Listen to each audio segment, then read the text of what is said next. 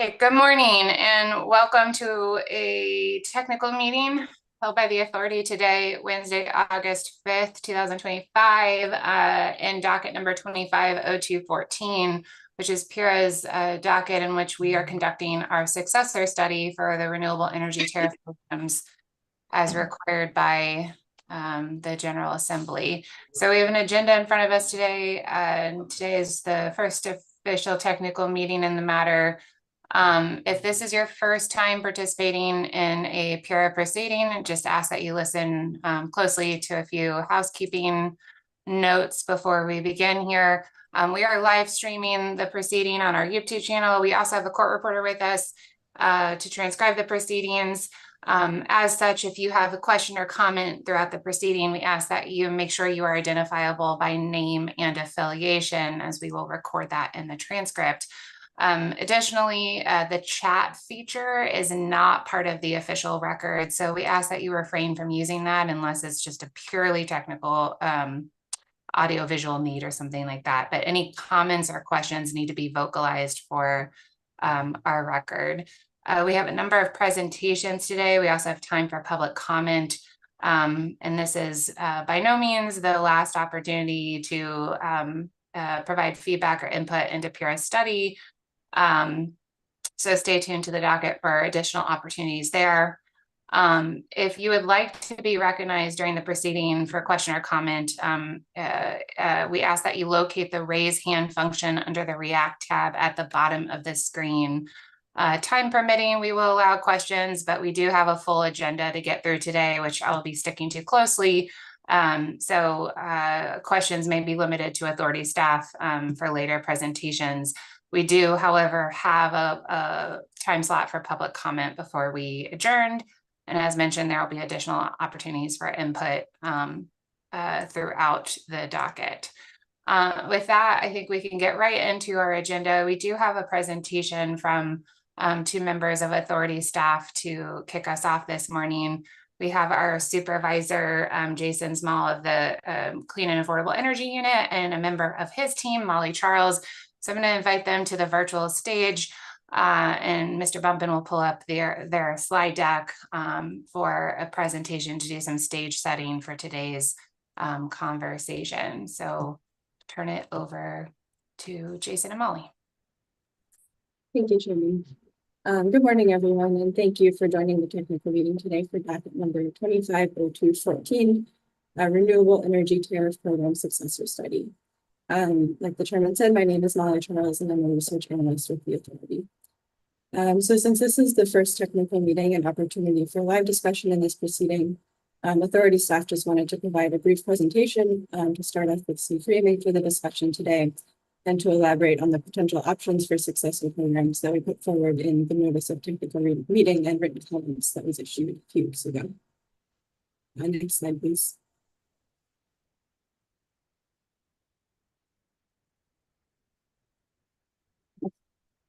So I see the comment that the audio quality is not great. I'll try to speak a little louder.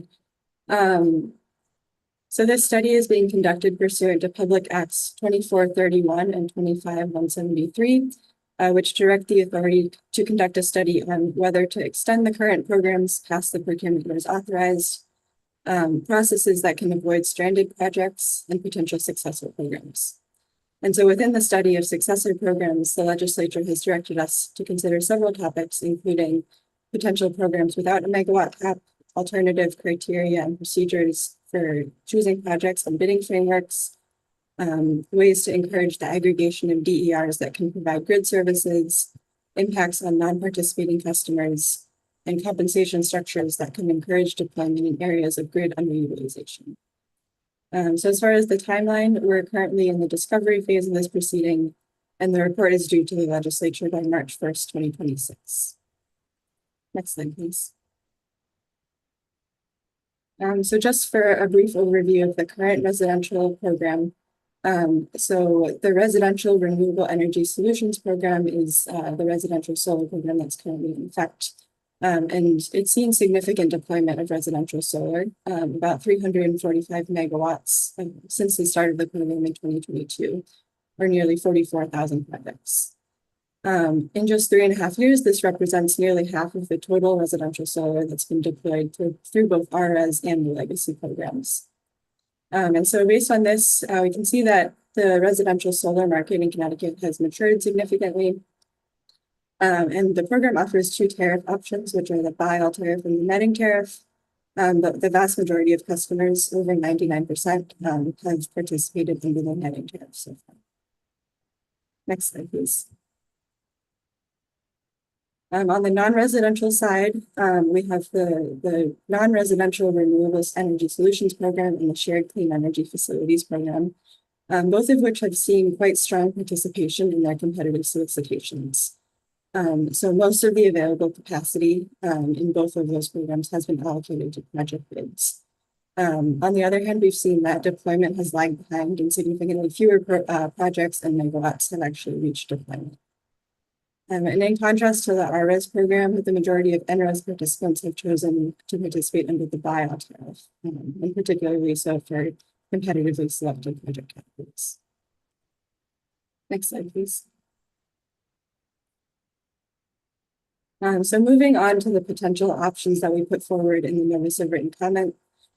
So we considered a few different goals here that were guided by the current program objectives, as well as statutory direction, such as the direction to consider impacts on non-participating ratepayers and to encourage DER aggregation. So we want a successor program to continue to support the growth of the state's solar industry, and also to support progress toward a zero carbon electric grid. To do this, we thought about how to encourage clean generation during periods of highest grid need, so that as solar continues to be deployed, it's done in a way that serves the grid, and also can help balance participant, non-participant, and system costs and benefits. So the potential option that we presented in the notice would limit compensation for energy exports to the grid, which would incentivize self-consumption of clean generation, rather than exporting all generation at the reduced rate. So by installing battery storage along the solar, a customer would be able to shift generation from periods of higher production to periods of higher demand, and can receive bill savings by storing excess generation for later use rather than exporting at the reduced rate. And so this reflects a number of comments that we received that discuss the importance of deployment of paired energy storage along with residential solar as the market continues to develop. And a number of other states have adjusted their net metering policies to move toward this goal. I'll just note that we're not proposing any specific export compensation rate here, and we do encourage stakeholder input on how to determine what an appropriate rate would be. In addition, the option we presented would leverage time of use rates in order to encourage shifting of generation to peak demand periods. And so while a reduced export compensation rate would encourage self-consumption overall, but not on any particular time of the day, enrollment in a time of use rate would help encourage self-consumption of stored energy, specifically during on-peak periods. And so we see the development of a potential solar tariff program as complementary to the development of advanced time of use rates as have been directed in Public Act 25-173. But at this point, we're not envisioning creating duplicative time-varying solar compensation rates that would be separate from general time of use rates. Although we do encourage input. A number of comments expressed that time of use enrollment should not be mandatory for solar customers. And so based on that, we see the reduced export compensation as a tool that can still incentivize self-consumption for those customers who remain on flat rates. We also see this as separate from the implementation of the Energy Storage Solutions Program, although we want those two programs to be complementary. And so the export compensation rate would encourage daily shifting to self-consumed clean generation, while the storage program would be able to address other times of grid stress where it's optimal for batteries to export their full capacity to the grid. On objective number 4 here, we aim to develop a framework that's simple, easy to understand and to implement, and consistent across the state. So recognizing that nearly all RS customers so far have enrolled under the netting tariff, this may present an opportunity to streamline the program offerings. The netting tariff can also better accommodate the deployment of behind-the-meter energy storage. At the same time, we do still have a goal to continue to provide opportunities for equitable participation in any successor program, including for customers on low-income discount rates and residents of multifamily affordable housing. So we recognize that different solutions may be required for different customer segments, and we do welcome any feedback on how to ensure that a successor program can enable participation and provide sufficient value for underserved customers to adopt clean energy. Next slide, please. And so moving on to the non-residential potential option that we presented in the notice of written comment. Again, we were guided here by the program objectives as well as statutory directives, such as to consider alternative selection and bidding methods and ways to avoid stranding projects.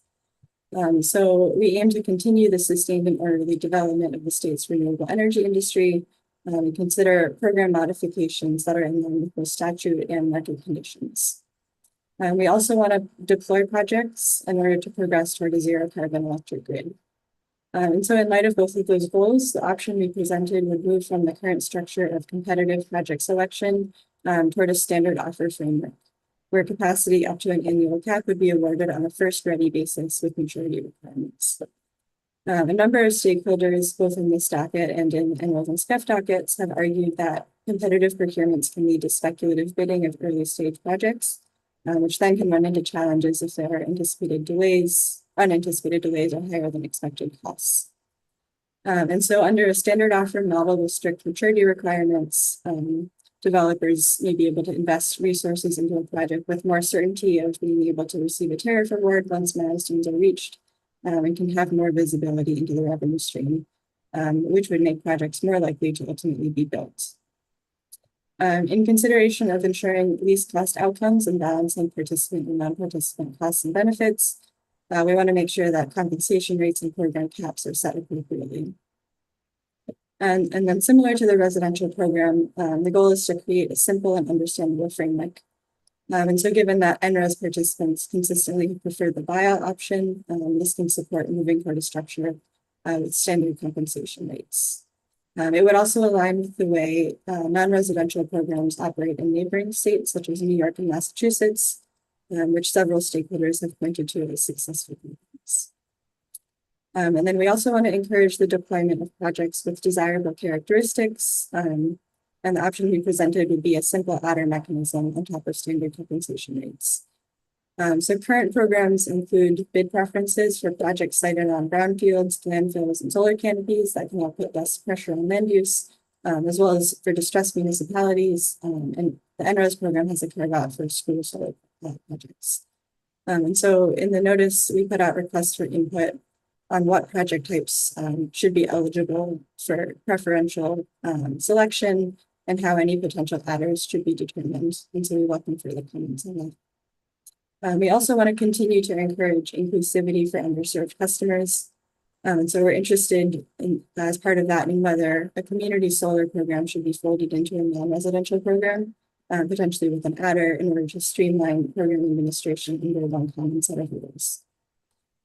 And then finally, similar to the residential program, we're interested in ways to encourage co-located storage deployment in ways that can help match generation and demand. So on the residential side, the way we talked about doing this was approaching it through the netting tariff and behind-the-meter storage. Whereas for a non-residential program with standard compensation rates, this isn't as straightforward to do. A number of comments have suggested that the program should include an adder for projects with storage.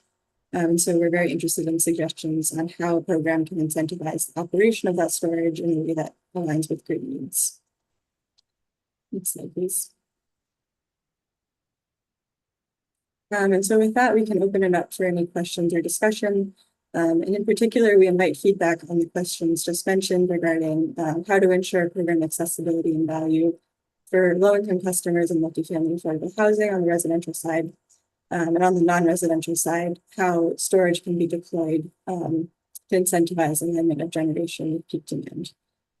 And then I'll just finally note that these are options we believe are supported by direction from the legislature and a number of stakeholder positions. But we are still very much in the information gathering phase in this proceeding. And so we invite any additional feedback and comments on any of what's been discussed here. Thank you. I'll turn it back to you, Julie. Thanks, Molly. So as Molly mentioned, we did want to provide time this morning for general reactions to the presentation. I just want to offer a couple of ground rules, and as a reminder, folks that want to speak need to locate the raise hand function under the reactions tab, the React tab at the bottom of the screen. I think if there are clarifying questions this morning about the data presented or some of the options presented, or what the objectives look like in the first round, I think those questions are fair game.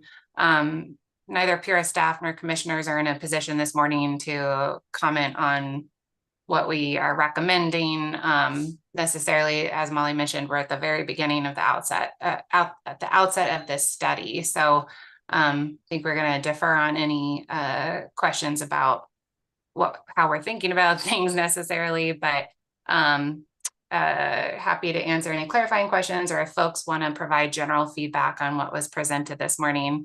No, we have presentations throughout the day, so folks may be reserving their comments for those specific presentations. But again, if you would like to ask a clarifying question or provide some general feedback on this presentation, we're going to pause here.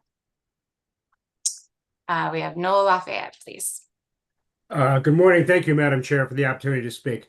Couple of things, and I think you're aware of this already, but I just want to bring it front and center. When it comes to the non-residential, as Pura is fully aware, we're running into capacity problems on substations.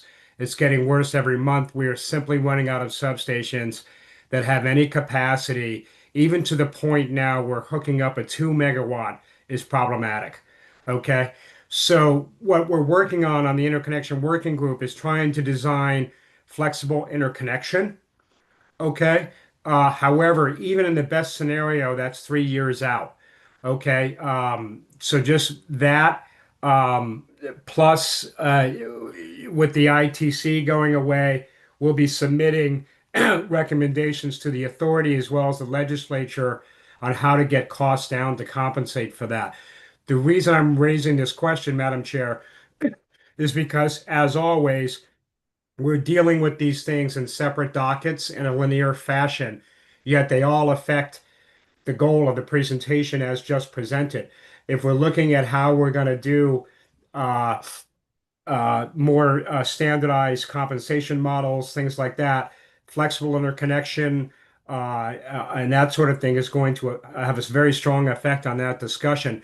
So we all fall into the same trap. These things are looked at in silos on their own docket schedules, yet we have to look to make the best effort to try to do things more comprehensively because one depends on the other. So that being said, I just wanted to make that point, and hopefully it'll get resolved in future discussion. But as usual, we have multiple things circling the drain, and one affects the other. We can't look at them separately as we try to design these programs. Thank you. Appreciate your comments. President Garcia. Good morning, everyone. Good morning, Chair Gillette. A couple of comments. One, just wanted to compliment the staff here on the structure of the information presented. This is a very important and complicated problem that you're trying to solve, and I feel like the organization upon which you're laying it out is really instructive and informative for all of us. So thank you for that. Second, just want to express the importance of, even though underneath the RRES, over 99% of the projects are pursuing the monthly netting tariff.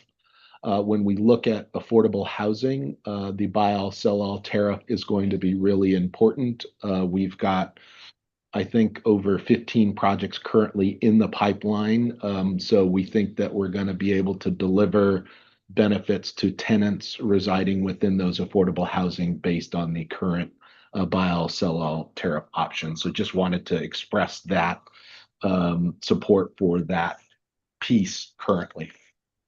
Thank you. Thank you, sir. Scott, Lekmel? You got it. Thank you very much. Thanks so much. My name's Scott Licamilli. I'm with Nexus Energy, and we're a developer focused on the buy all side of the multifamily residential renewable energy solutions program. So just kind of following on what Brian had said, we're also very supportive of the buy all aspect. I mean, I understand that that's not the majority of your volume, but I did want to bring up the relevance and importance of that. We've been in touch with over 200 affordable housing properties across the state. We have about 10 megawatts under development under the buy all program right now.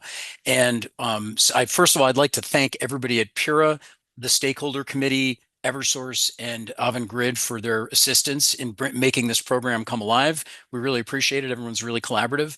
But the two messages very briefly that I wanted to share today would be, number one, we definitely would advocate for a continuation of the buy all tariff for multifamily affordable housing solar. We think it's indispensable for that category.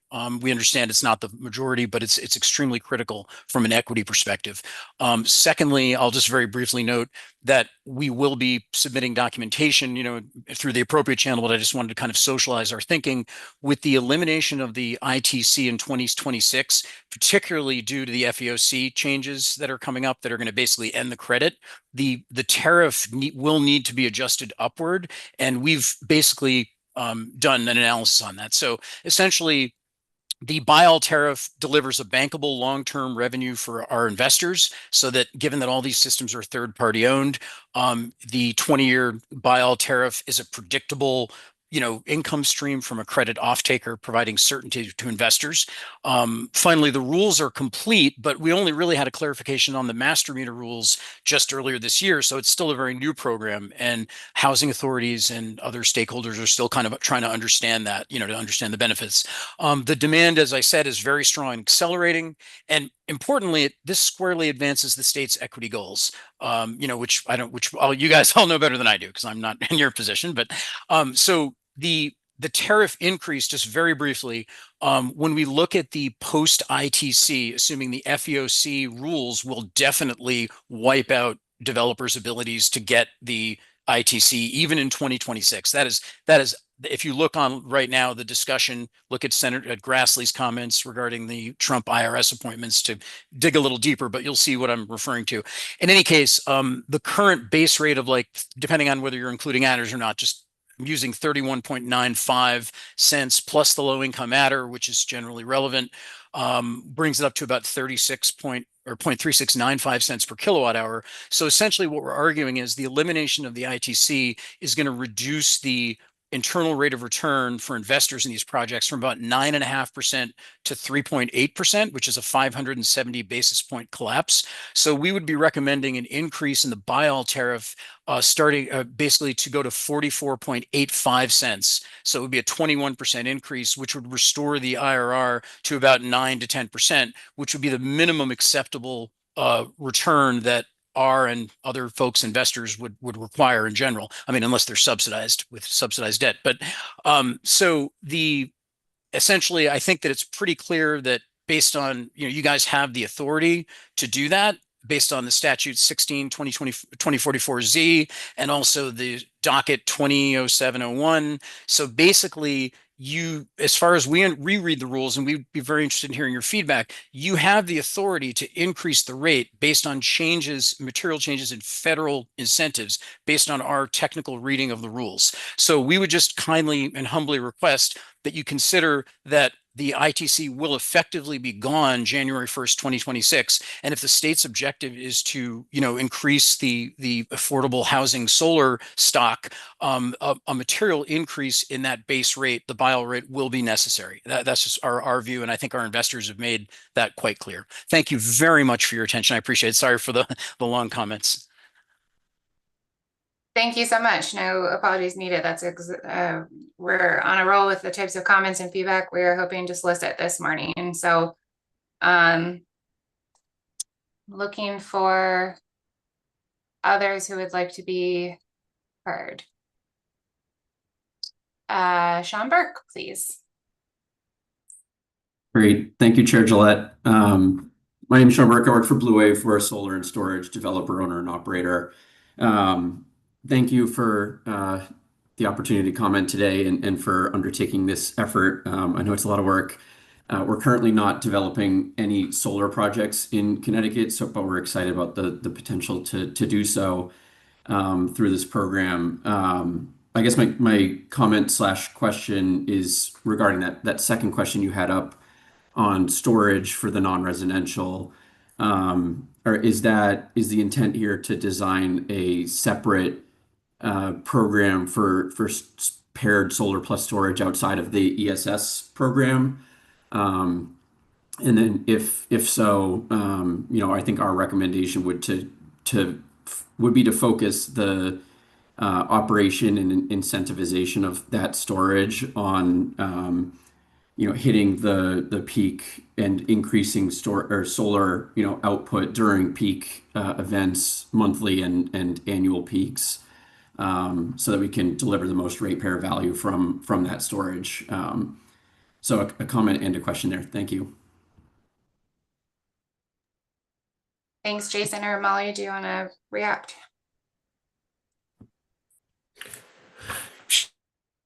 I think that was exactly the question we posed. Like the goal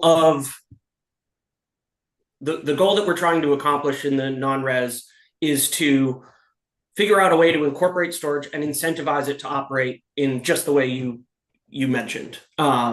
So I think our goals are aligned. I think what the question is posing is how do we incentivize that? Like, what is your ideal market signal that would move behavior in that direction? I think, because again, we have a pretty clear way to do that in the residential program by doing the netting and reducing compensation for export.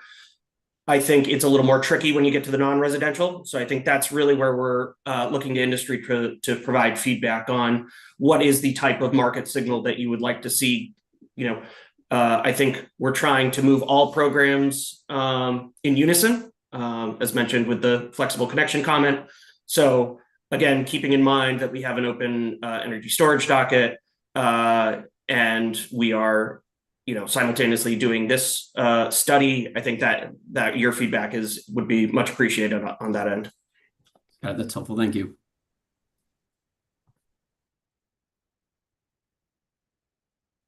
Great, thank you. And so that is a standing invitation for feedback on this beyond just today. So I do see the Consumer Council has come on camera. Did you want to be heard, or are you just saying hi?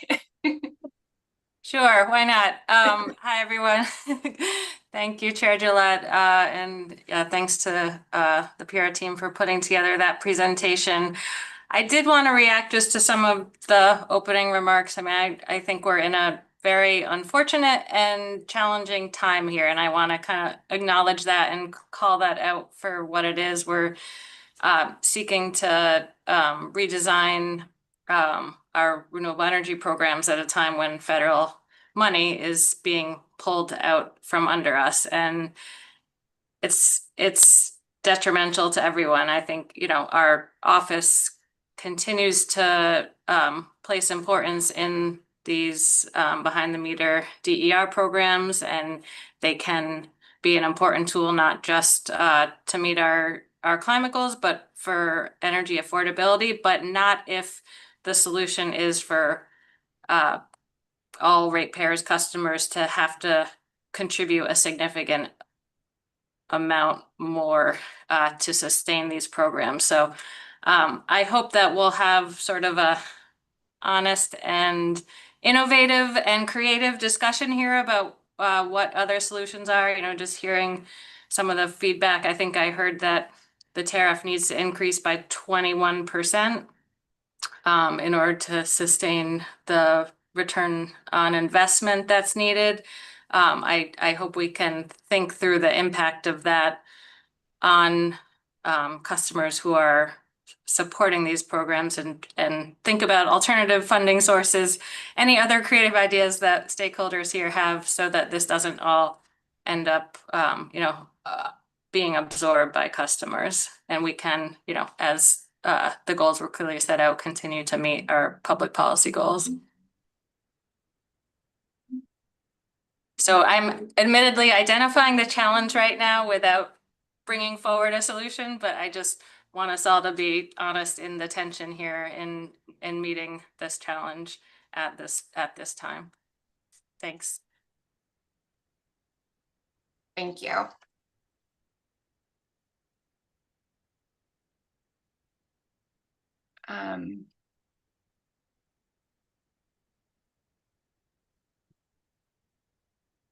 Okay.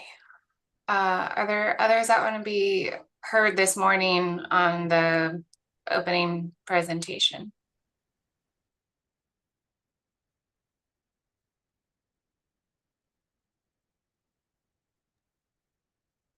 Sorry, Mr. Lucamelli. Yeah, I'm sorry. There was just one point I wanted to clarify regarding the RRES tariffs. Well, what I meant to say was that the tariff would need to be increased for the multifamily category, which is a very small percentage of the total dollars out. So I think from like a budgetary impact, like programmatically, this would be, achievable. So thank you very much. Thank you for the clarification. I have Joseph Moss, please. Good morning, I'm Joseph Moss. I work for Verigy. We're an in-state solar and storage developer.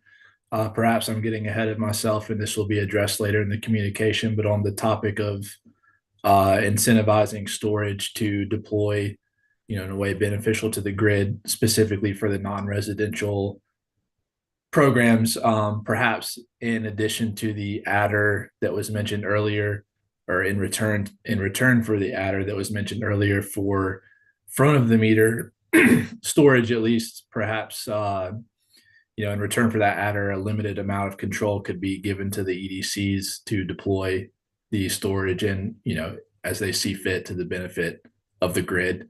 And in return for a fixed dollars per kilowatt hour adder, perhaps, that adder would give project owners a reliable and predictable revenue stream that historically has been kind of difficult to predict and forecast for storage, front of the meter storage specifically, which relies heavily to date on wholesale, power markets, which are a bit unpredictable. Again, maybe I'm getting ahead of myself. I just wanted to mention that before we moved any further. Thank you. Thank you. All right. Anyone else, please?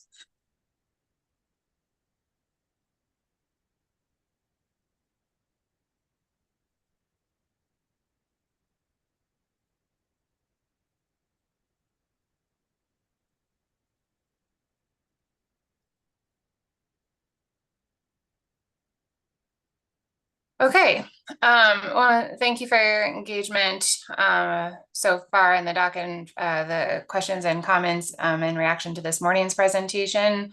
I think we are going to, assuming that Mr. Rice is here and available, I think we might go ahead and move into our next presentation. Let's see. I am both here and available. Wonderful. Okay. Well, then let's move into our next presentation and get your slides pulled up here. The floor is yours, Mr. Rice. Thank you. Good morning, Chairman, Commissioners, and other participants. I'm Brian Rice. I'm Director of Customer Solar Programs for Eversource Energy, and I will be walking through some of Eversource's observations and recommendations with respect to the renewable energy successor programs. Next slide, please. The agenda will go through the prompts that were included in the notice, including both the residential and non-residential programs, talking about low-income accessibility, preferential project deployment, and lastly, community solar. Next slide. Before we get into that, I did think it would be helpful to just step back and highlight, the significant impact that the existing programs are having. Starting with RRES, there has been, and there probably will continue to be, much observation on how healthy residential solar deployment has been in recent years under the RRES program. And that's absolutely the case. You know, we often talk about number of customers and megawatts, but I think it's also important to recognize economic values. And when you look at the total reported system costs of, you know, all 37,000 plus systems that have been installed in Connecticut, you're looking at over about 1.4 billion in investment in clean energy across the state in the past several years. So obviously, RRES has been a significant program for the state. Under the NRES side, you know, NRES continues to be one of the most kind of robustly competitive renewable energy programs in New England, and the EDCs have completed 6 separate solicitations since 2022, selecting over 700 projects for Eversource from frankly a much larger pool of interested bidders. And then on SCEF, we'll talk about SCEF more later in the presentation, but it's a program that Eversource is really excited about. We did see our first projects come online last year, and we already have over 2,000 subscribers enrolled, each of which is receiving an average no-cost monthly credit of $25 on their bill. And it's our hope that those numbers continue to grow in terms of subscription. All these programs are supported by, you know, a dedicated team of Eversource personnel. I'm presenting today and running through the slides for efficiency, but we do have the leads of all these programs in the technical meeting as well. And I'm sure if we have detailed questions that they are prepared to jump in and provide answers to PURA and stakeholders. Thank you.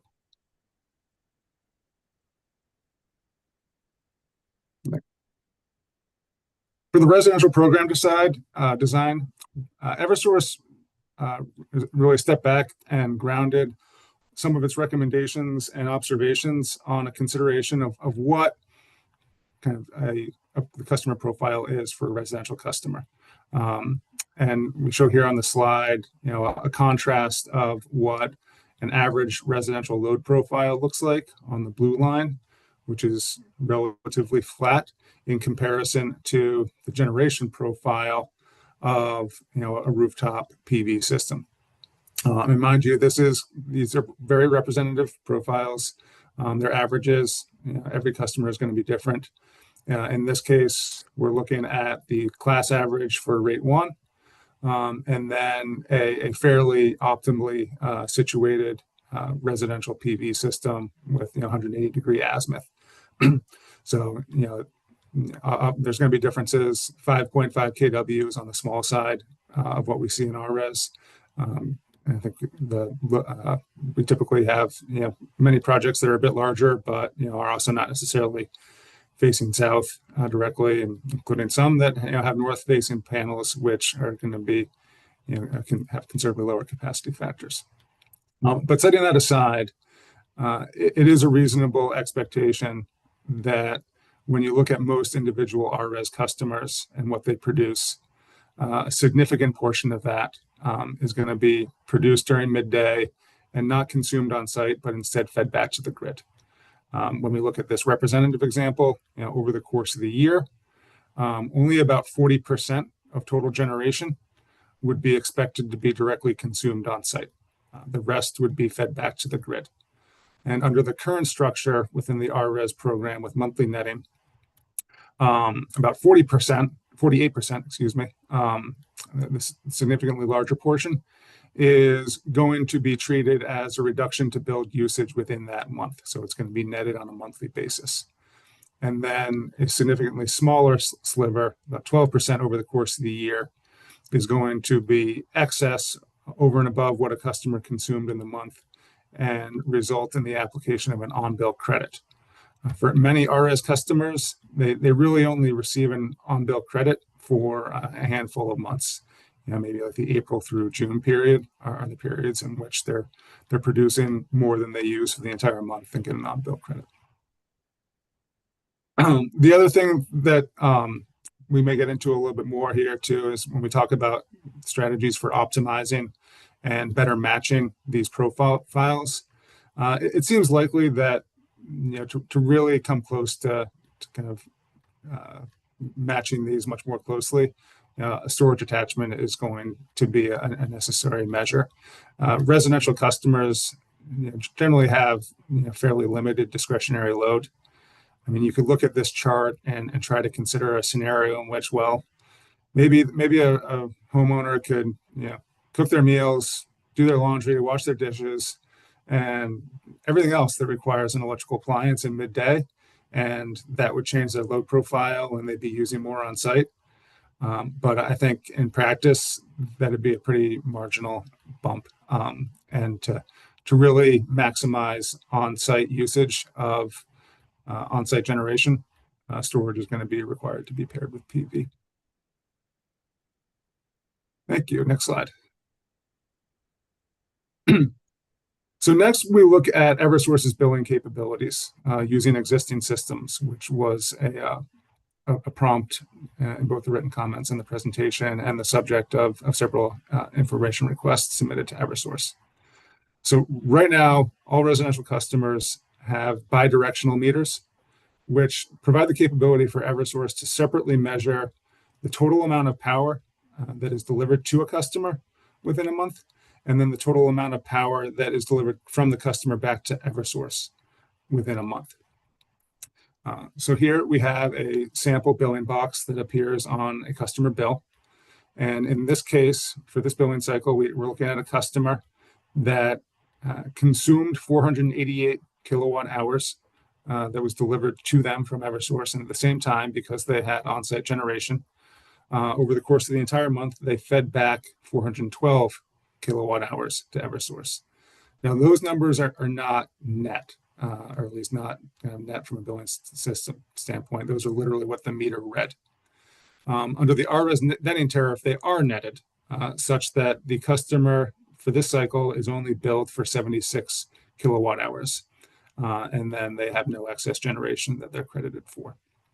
Under a potential alternative that tried to better differentiate credit for excess generation versus prevailing retail rates, you could utilize these existing values and bill a customer at prevailing retail rates for 488 kilowatt hours, while simultaneously crediting them some other rate for 412 kilowatt hours. Mind you, that customer would still be realizing a significant reduction in billed usage under that alternative. If, for example, this customer was instead in a kind of a buy-all configuration and billing arrangement, you would discover that their total usage was 681 kilowatt hours. So the 488 still represents a reduction in billed usage from that. And then Eversource was able to recently complete estimates for implementation costs that were filed last Thursday or Friday, I believe, in which we confirmed that implementing a new tariff, utilizing these existing capabilities with two-channel meters would cost in the range of $1 million, which is consistent with the estimate that the company provided in the previous renewable program tariff docket 2007-01. Right. Next slide, please.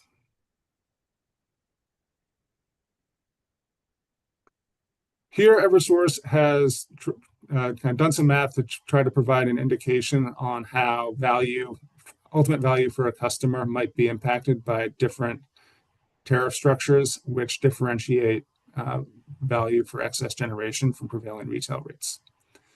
So the top row shows really no differentiation, which is what we have under the RRES netting construct. And using kind of generally current rates, regardless of whether a kilowatt hour is exported or consumed, regardless of what time it's generated, the value to the customer of that kilowatt hour is 28.8 cents per kilowatt hour. And then we looked at two incremental scenarios. The first one is a more modest increment of just excluding certain reconciling charges from the credit for excess generation, namely the competitive transmission assessment, the combined public benefits charge, and the FMCC rate component. If those were excluded, you would drop the credit currently for excess generation to 22.8 cents per kilowatt hour. And then if you went further and had a design that credited only really the prevailing supply rate for excess generation, that would be 10.5 cents per kilowatt hour. Mind you, the impact of this differentiation would be muted by the fact that customers are still using on-site generation to reduce their billed usage and presumably would continue to realize full retail value for that usage reduction. So what we see is the total weighted average value that a customer may realize, again, using a representative profile, could drop to first 25 cents per kilowatt hour, and then just under 18 cents per kilowatt hour, while the customer is continuing to realize meaningful bill reductions as a result of having on-site generation. The other thing that this clearly does is it introduces a very strong signal for the attachment of storage and the use of storage to maximize on-site consumption of generation. For every kilowatt hour that a customer is able to avoid exporting and instead store for later on-site consumption, there could be an effective adder of 6 to as much as 18 cents per kilowatt hour if credit for excess generation was differentiated in this way, which would likely be compelling for a lot of customers to add storage and maximize the value of their distributed generation investments. Next slide. Moving on to non-residential. So Eversource's comments are really focused on the implications of transitioning from a predominantly competitive solicitation model to a walk-up model with a standard offer design. We actually think this is a reasonable approach for small commercial projects. We recognize that in this segment, a lot of these projects are being used by small and medium-sized businesses, by institutions, by government customers to directly meet the energy needs at their buildings. These are rooftop projects, these are canopy projects that are tying into an existing load. And we also recognize that requiring these customers to participate in a competitive solicitation, in which they may or may not be selected, can be a barrier and a deterrent to their participation in Connecticut's clean energy programs. And we've seen this in the NRES program, where we had limits on the amount of capacity we could award within the small zero category, and up until this year at least, substantially more interest. The small program category was not competitively bid, so really what we wound up with was operating a lottery. And we know from experience, we had customers that submitted year over year and continued to not get the luck of the draw year over year. And that was really a frustrating experience from a customer that's trying to make a choice to adopt clean energy. So we do see that a walk-up program would be appropriate for this customer segment, and recommend that a small commercial program could be substantially modeled after the residential program. Perhaps with some adjustments, but all in all, just allowing customers to apply for the program at the same time as they interconnect, and then providing a known tariff available to them. Next slide. We have a different perspective when it comes to the larger projects, however, and I think we understand the advantages and the appeal of a walk-up program and the predictability that provides. But I think what we would caution to Pura and other participants is there are also risks with a walk-up program and abandoning the competitive solicitation of clean energy. And particularly when we look into the medium and large categories of NRES and most of the SCEF, we are talking about significant commitments of funds that are ultimately supported by electric customers, as Consumer Council indicated. And across the board, these are large sums. When you look at the average kind of lifetime tariff value, even a medium project could receive, the significant majority of these projects are positioned to realize more than $1 million in value over their tariff term. So, I don't think, in most other cases, if any business is, making $1 million commitment, they're going to do that through a competitive process. And there's good cause to do that here. And then on the total side, obviously the costs compound. And Eversource, its recommendations here are also informed by its experience as a partner implementing the SMART program in Massachusetts, which actually is in the process of moving back to more of an administrative pricing model. When the SMART program was originally launched, pricing was based on a declining block mechanism, which was benchmarked to an initial competitive solicitation.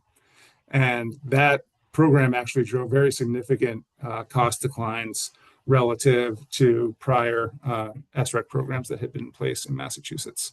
But now Massachusetts is reverting back to an administrative pricing model.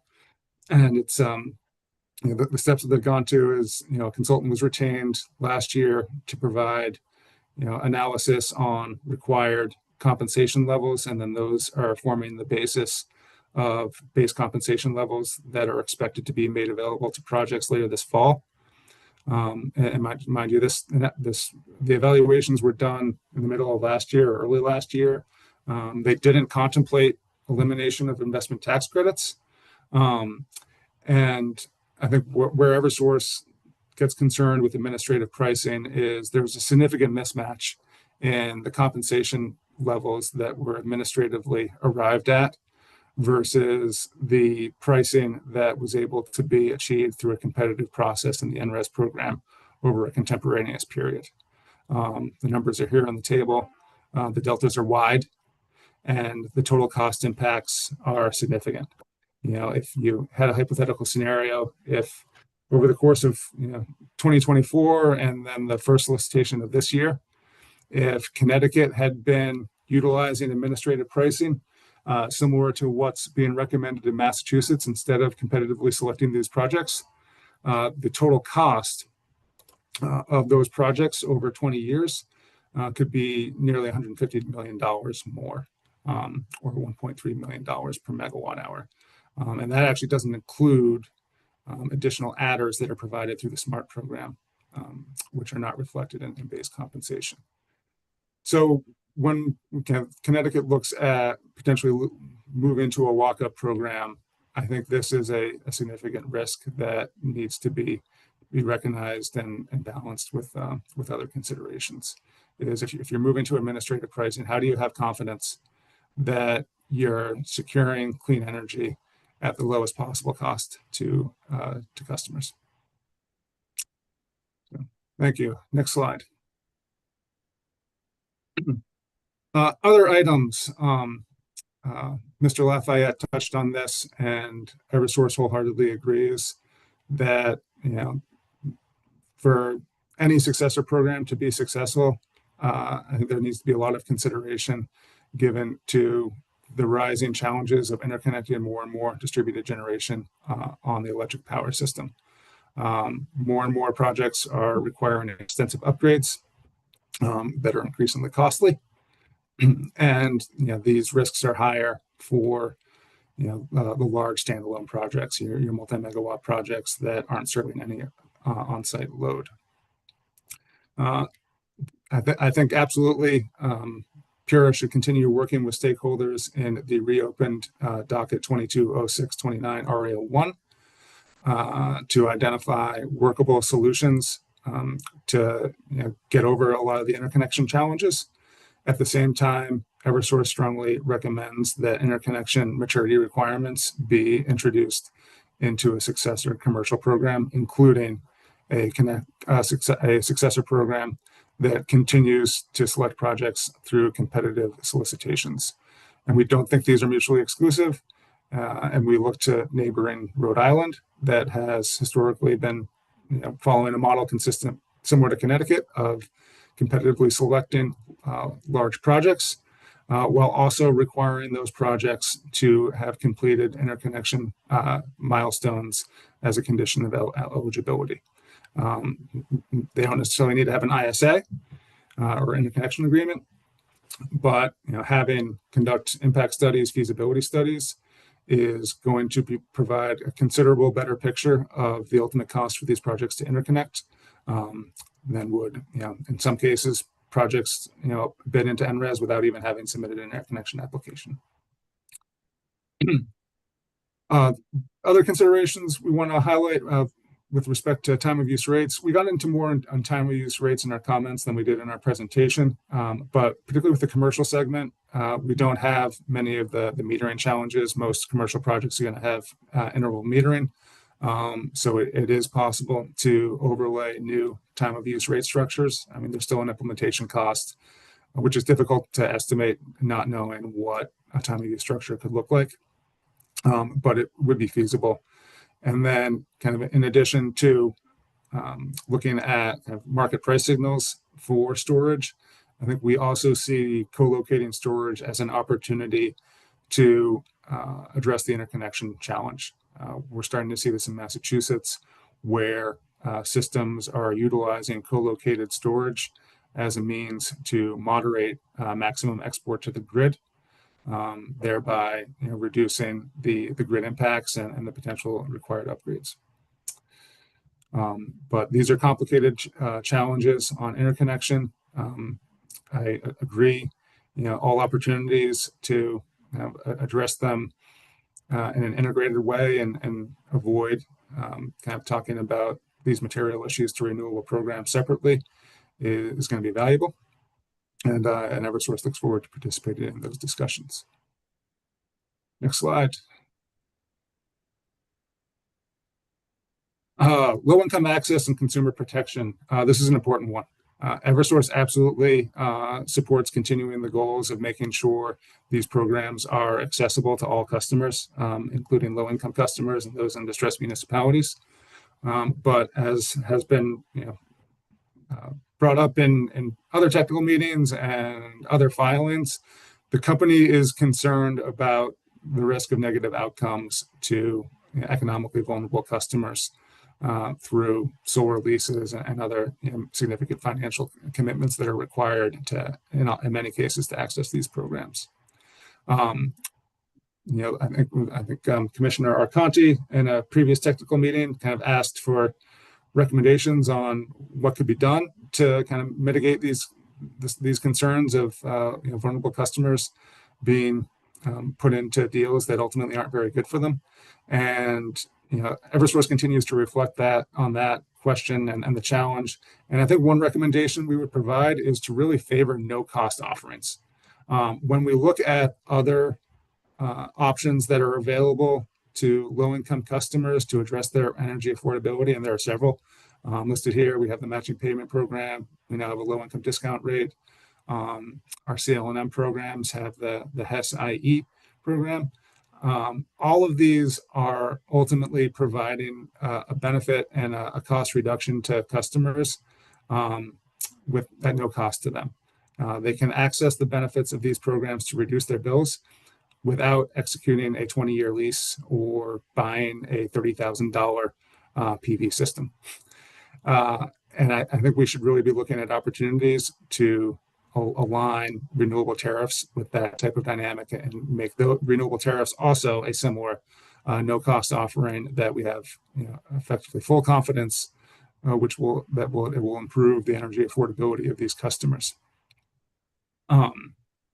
The Pura's staff's presentation noted that the significant majority of RS projects are enrolled in the netting tariff, which is absolutely true.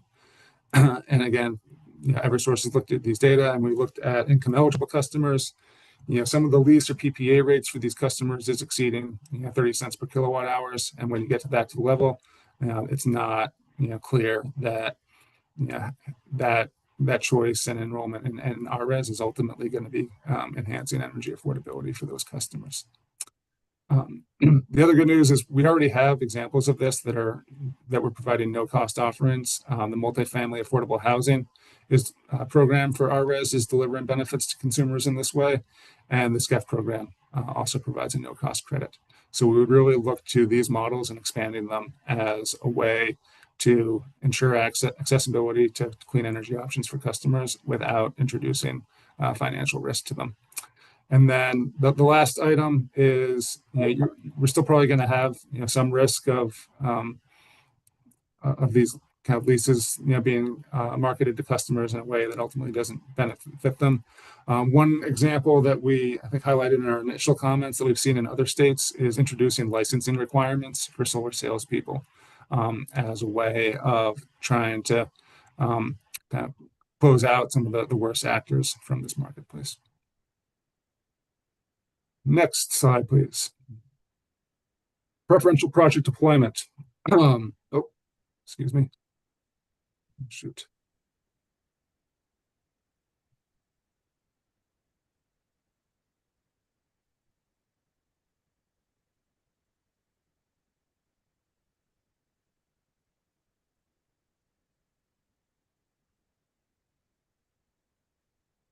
I apologize. I think I stepped away for a minute.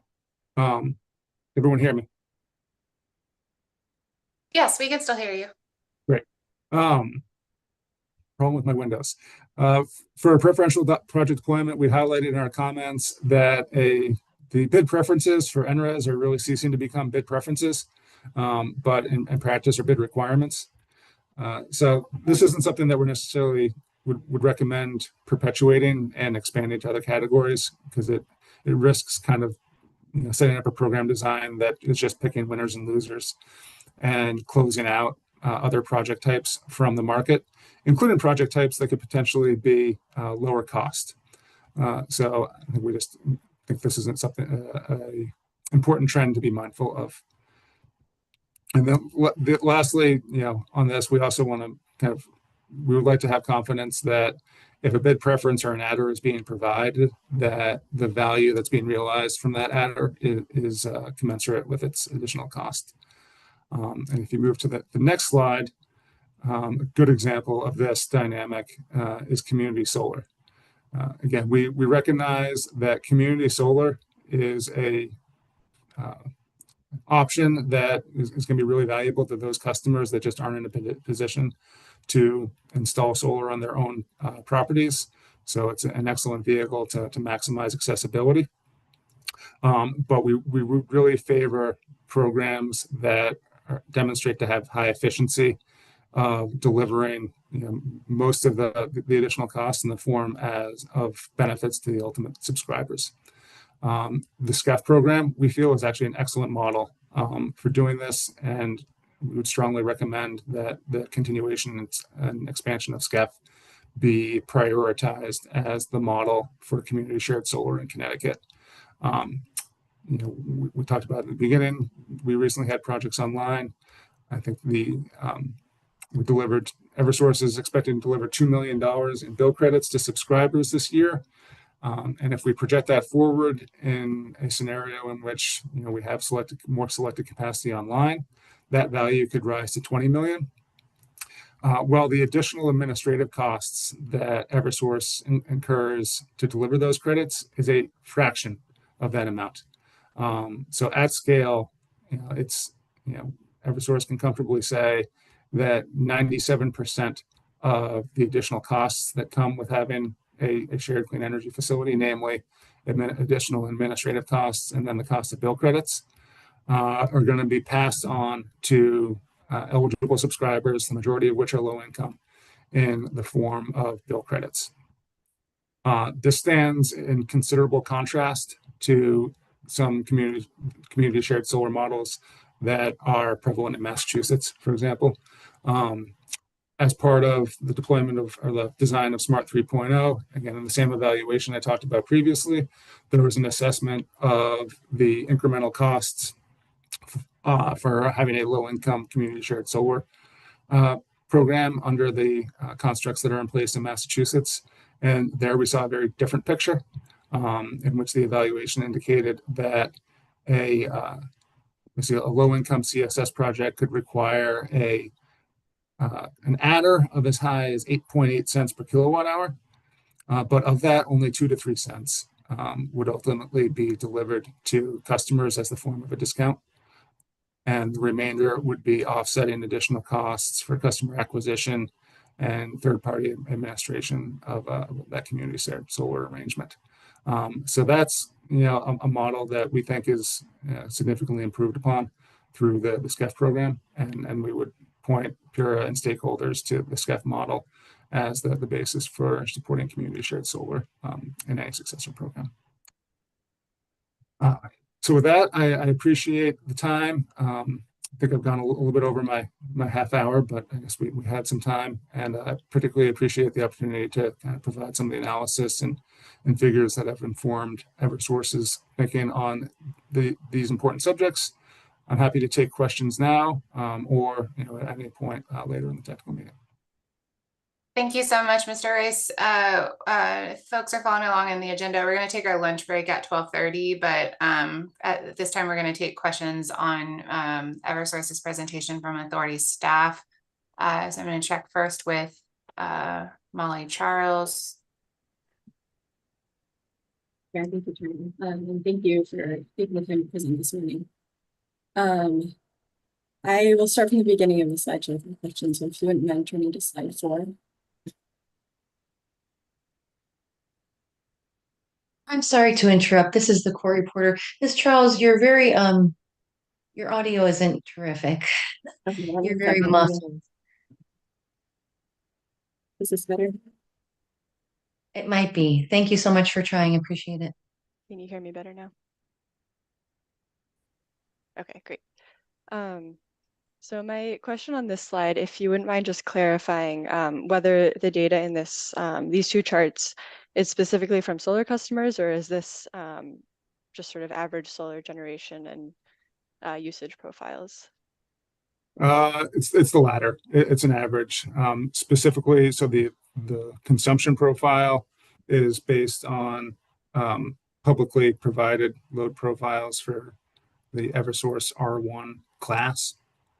And then it's overlaid with a generation profile that was simply based on kind of a PV watts analysis using default assumptions. Okay, thank you. And so this pie chart on the right, the 12% excess credited, is that just taking an example of 1 month, or would that be over the course of the year? There's 12% that's excess carried forward. Over the course of the entire year. So put another way, 12% of annual generation would have a on-bill credit associated with it, while the remainder would be just reducing billed usage. And does that reflect what you've seen from our RES participants, even considering the size to load requirements? Generally, it of course varies, but yeah, a customer that, as indicated earlier, a customer that did have a size to load system or even a slightly undersized system, they're not going to receive bill credits every month. They're probably only going to receive them a handful of months, and even then, those bill credits may be modest because the majority of generation is not resulting in a bill credit. But there are of course other exceptions, or other scenarios that are exceptions, particularly customers who, if they have a system that was sized to meet a future heat pump or EV installation that has not yet happened, they're going to have more bill credits, and they may even accumulate bill credits for a period. Okay, thank you for that. If you could turn to slide 5, please.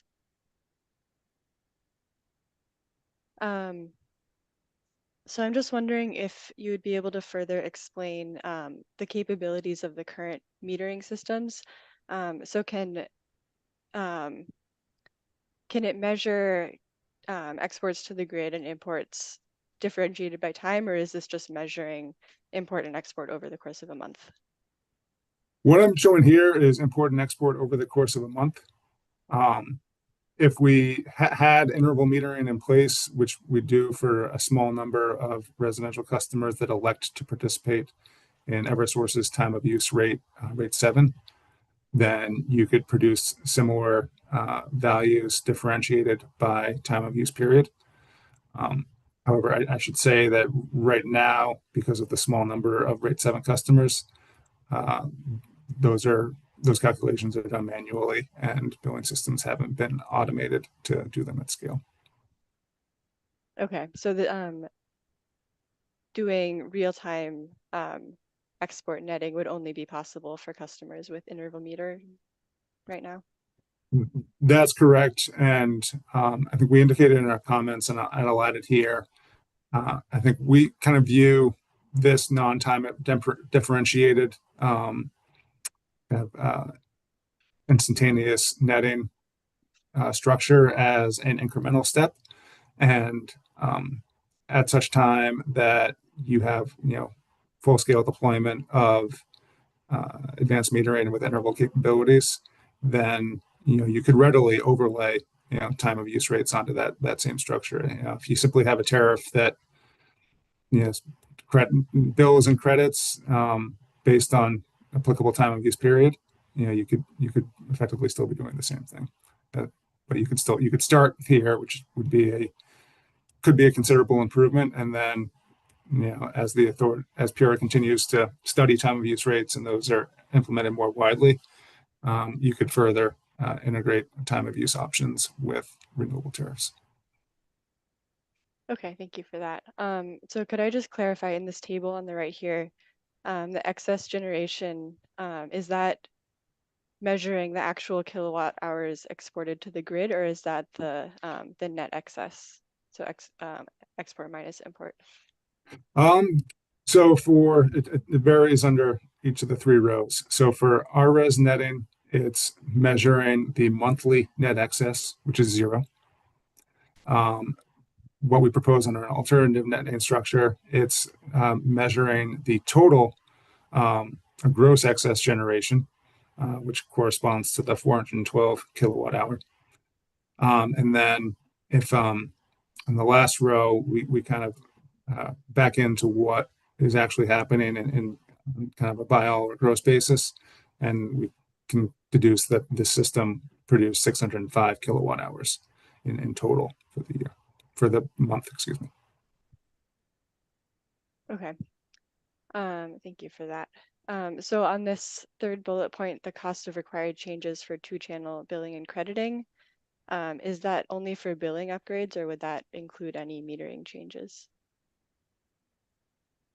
That's for billing upgrades, and again, for the retail meter, we wouldn't expect any changes required because the current 2-channel net meter would capture that, and then it doesn't include any assumptions about kind of the continued installation of an additional production meter. Okay, thank you. So just to continue on that on the next slide. So are these different values presented for excess export? That's just different credit values applied to the excess over the month rather than the excess at time of generation. Yeah, it's a total excess over the month. So like from the previous slide, the excess export values would be applied to the 412 kilowatt hours. Okay, thank you. I just had a question on something that was included in Eversource's written comments, if that's all right.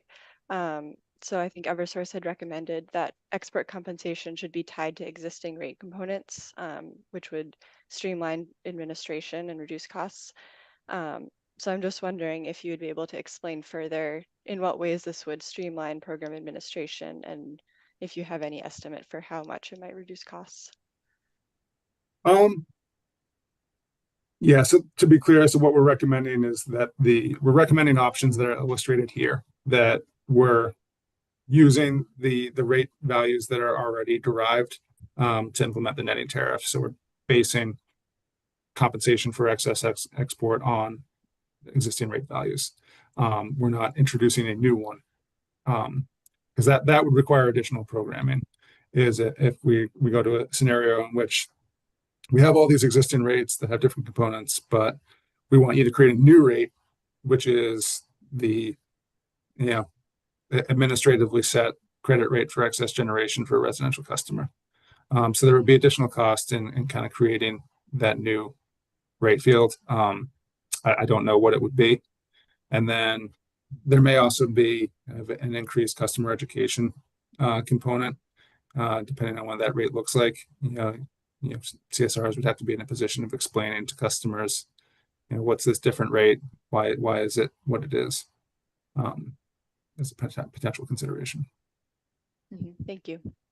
And on this last point here, has Eversource done any analysis of the monthly bill impact if a customer were to add battery storage? It looks like these values here are just taking the difference between the full retail value and the weighted average retail value. I think the conclusion of the analysis is that, in a lot of cases, if you had storage, that storage could substantially, shift all of the exported power, or a large portion of it, and allow it to be used on site. In which case, you'd be, the bill reduction would be going back to what it would be on the top line. So even if you excluded rates from excess generation, but a customer utilized storage to minimize excess generation, then they'd be realizing the full 28.8 cents for everything that the PV system produced, and getting close to, if not back to entirely, that kind of $199 bill reduction for the month. Okay, thank you. I think my next set of questions is turning to the non-residential side. So if you could turn to slide 7, please. So in what specific ways is Eversource recommending that small commercial projects should be treated similar to residential projects? Is the recommendation for an uncapped program for small commercial projects? It would be potentially, I mean, or it could be capped,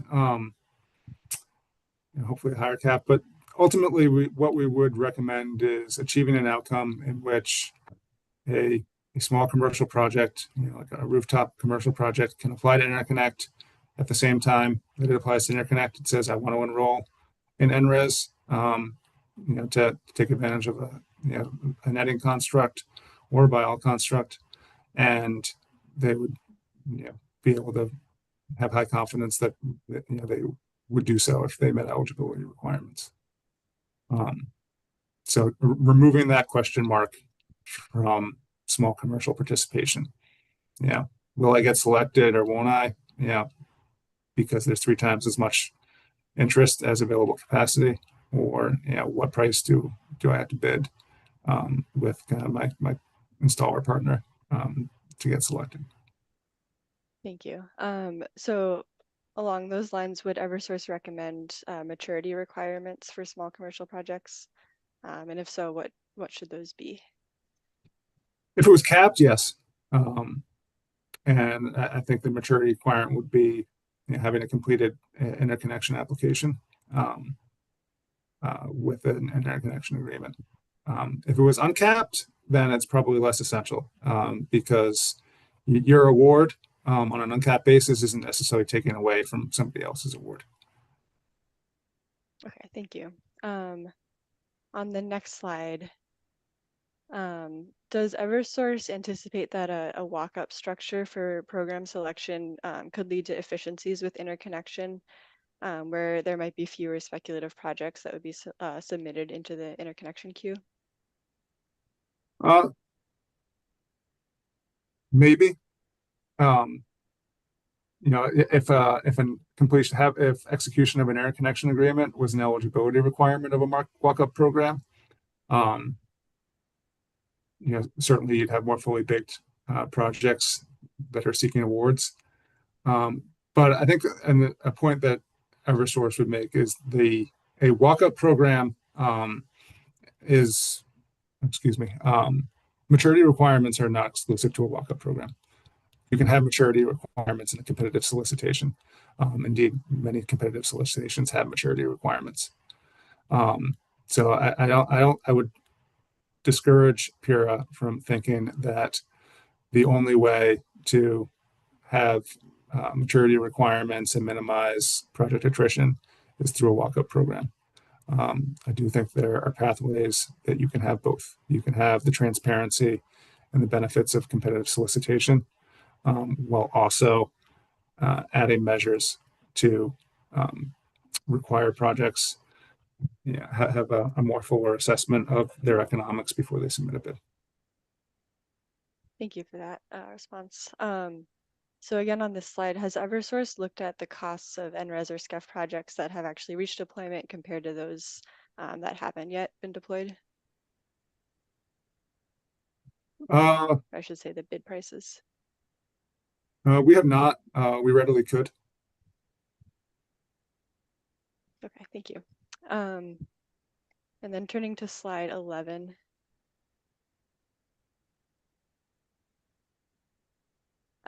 So this NRES program data shows that most projects eligible for bid preferences receive the distressed municipality bid preference.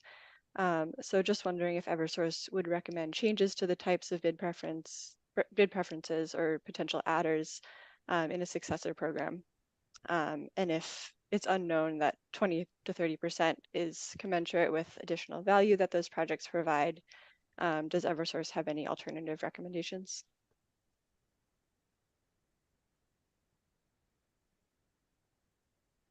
I mean, not at this time. I think with so you highlight the distressed municipality bid preference, which sticks out. And the eligibility criteria for that preference has evolved over a successor of years that the NRES program has been offered. I think originally it was limited to projects physically located in a distressed municipality in year one.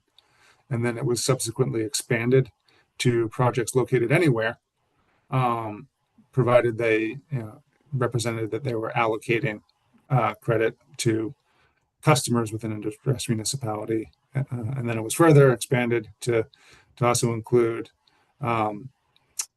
accounts that were not necessarily in a distressed municipality, but were associated with the distressed municipality.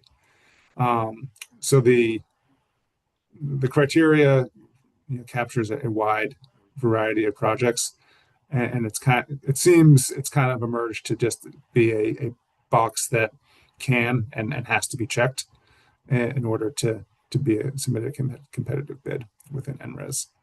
And we don't have much visibility in how much value these distressed municipalities are realizing. Obviously, if it's built in the distressed municipality, it's providing an addition to tax base.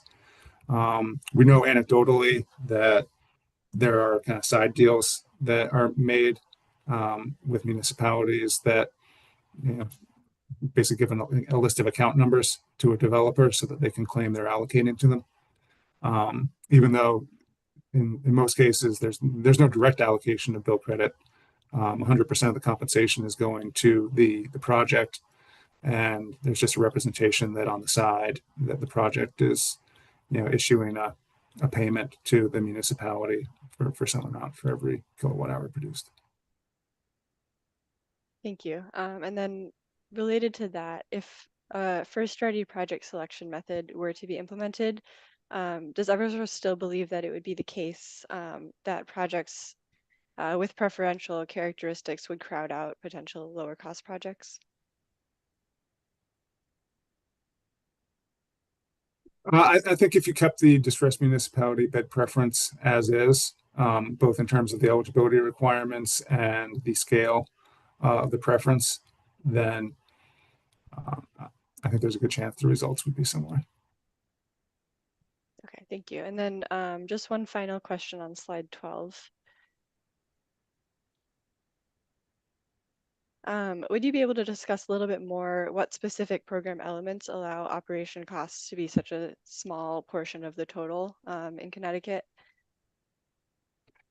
Sure. Yeah. So this data is based on kind of SCEF program budgets that we submit on an annual basis, which include projections.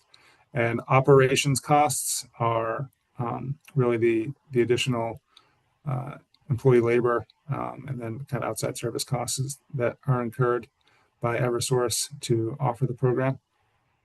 And then subscriber bill credits are, of course, the cost, the value of the actual credits that are put on subscriber bills.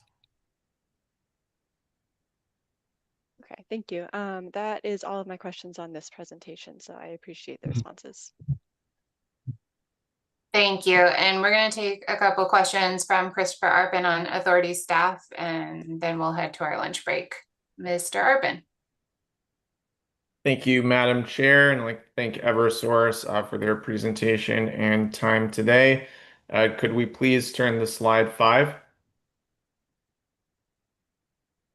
So my first question, how long does Eversource estimate it would take to implement a 2-channel billing and crediting system?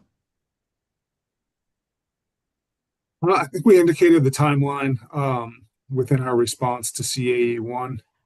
I don't have it in front of me now, but subject to check, I believe we said in the range of 9 to 12 months. Okay, thank you, Mr. Rice. Another question on this. So I was wondering, what methodology did Eversource use to arrive at the $1 million cost estimate for implementing a 2-channel billing and crediting system? Our staff in our IT organization kind of took the requirements and consulted with IT professionals as well as some of the company's vendors to develop a cost estimate of the time it would be required for IT project management and implementation. Okay, thank you. Now I'd like to turn to slide 9, please.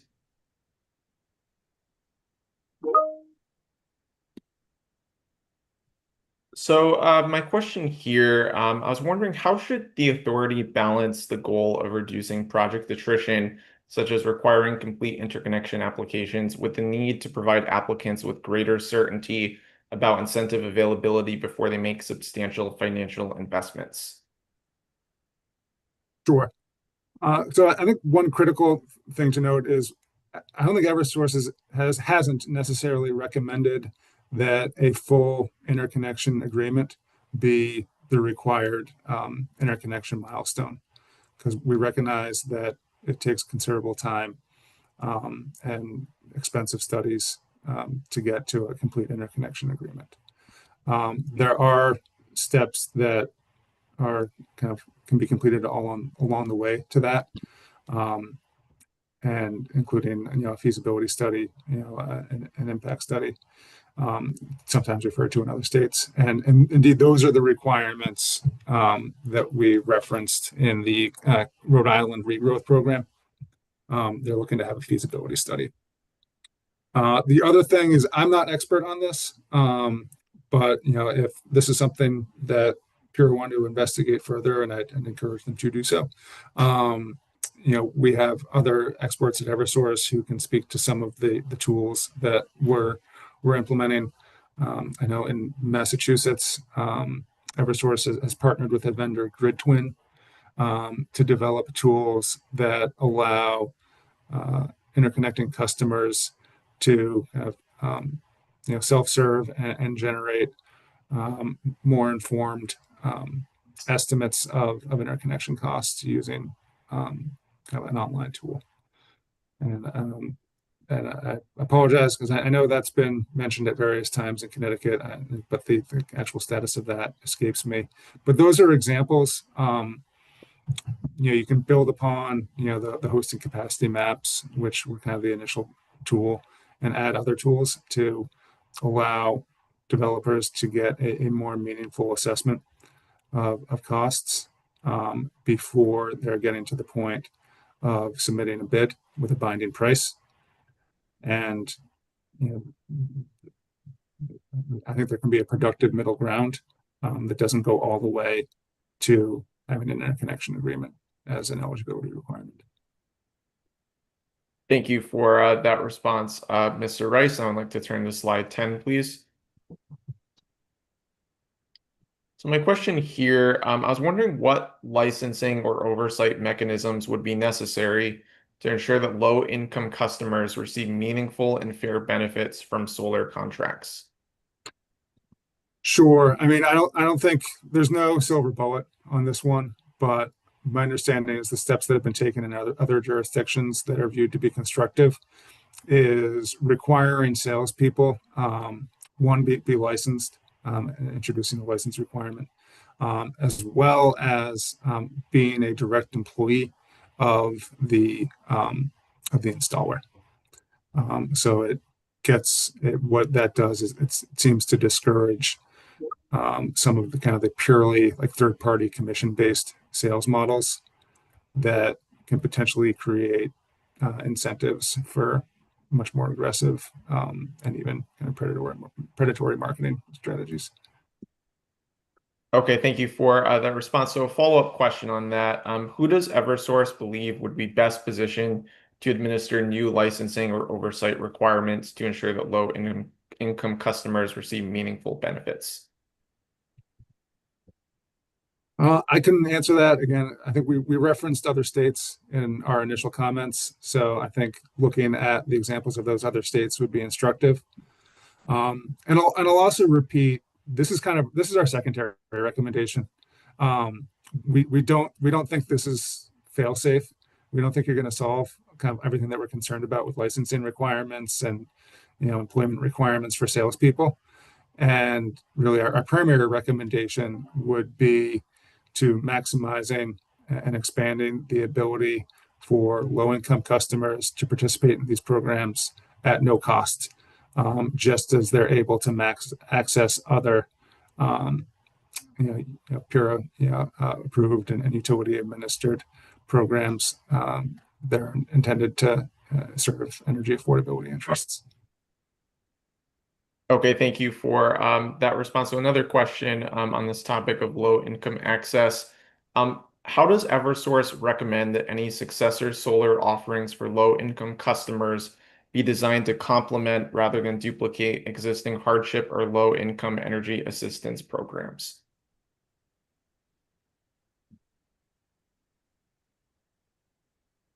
I mean, I think I come back to just what I said. I really don't, because I think a concern we have is right now these options are very different. Okay. At the end of the day, it's very different for a customer to have confidence that I can enroll in MPP, I can enroll in an LIDR, I can sign up for SAIE, and I won't pay anything. Okay. That's a very different value proposition than, well, maybe I'll save money if I sign this 20-year lease. Or I think I'll save, not even maybe, I think I'll save money if I sign this 20-year lease. But I wasn't really fully able to understand what I was signing and realize that I'm agreeing to paying 40 cents per kilowatt hour when a discounted rate is available to me at half that. So we want to make the value proposition. We think the best approach to protecting consumers is to make the value proposition similar. And when you're offering these another no-cost option to customers, that in of itself addresses a lot of the consumer protection concerns.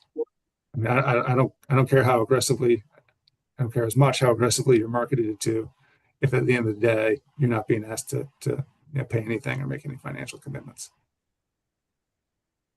Thank you for that response, Mr. Rice. I would like to turn to slide 11.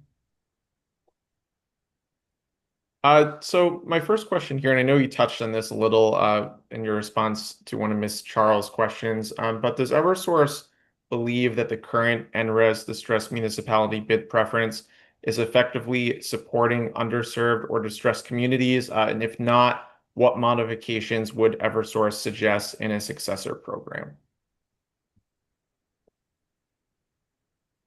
Yeah, I think the answer is we don't really know. And I think we've given answers to this effect in previous NRES annual review dockets. Like when a project is physically located in a distressed municipality, at a minimum, we know that project is contributing to a tax base. I don't know if the taxes or the pilot agreement is commensurate with 20% of the total compensation, but there's a benefit that you can have confidence in and measure. As for the other mechanism for delivering benefits, again, because we typically don't see much credit being transferred from a project to distressed municipality customers by Eversource, and we have no visibility really into any side agreement that has been reached between a project and customers of a distressed municipality. So we can't comment on what the value of those arrangements are to the distressed municipality customers, and how they compare to 20% of project costs. Okay, thank you for that response, Mr. Rice. And now my final question, could we please turn to slide 12? So my question here, would Eversource support integrating the state's community solar program with a non-residential solar program in a future successor design? For example, by adding a specific adder for community solar that might not be available for other non-residential projects? And if not, what are Eversource's reasons for opposing this change? We indicated in our initial comments, we don't necessarily oppose an integration, but at this time, we don't necessarily see any benefits either. So without compelling benefits, I think our recommendation would be to keep them separate. And I think we did recognize that there are differences in the SCEF and NRES programs. Right now, we have different annual reviews for them, and there's potentially some value in that because it allows PURA and stakeholders to potentially dig deeper into some of the unique considerations around the SCEF program and a SCEF annual review, where if those were combined with NRES, it could be fighting for agenda space, so to speak. So like absent kind of compelling evidence that that there would be efficiencies, we would recommend keeping the program separate. So to follow up on that, so would Eversource say that there wouldn't be administrative efficiency in combining the program, or is it just something that you'd have to determine? Or at this time, we don't believe there would be, no, and we indicated as much in our initial comments. Okay, thank you. I believe those are all my questions. So I thank you, Mr. Rice, for your time today, and I turn it back to you, Madam Chair. Thank you, Mr. Rice. I appreciate your presentation for answering our staff's questions. I think we're going to let you off the hot seat. We are going to take our lunch break at this time. We'll invite everyone back at 1:10, at which time we will resume with a presentation by the United Illuminating Company. I do see there's a question about the availability of slides. I will note that all the slide presentations are already posted to the authority's website under docket number 250214. So again, we'll see everyone back at 1:10. Thank you.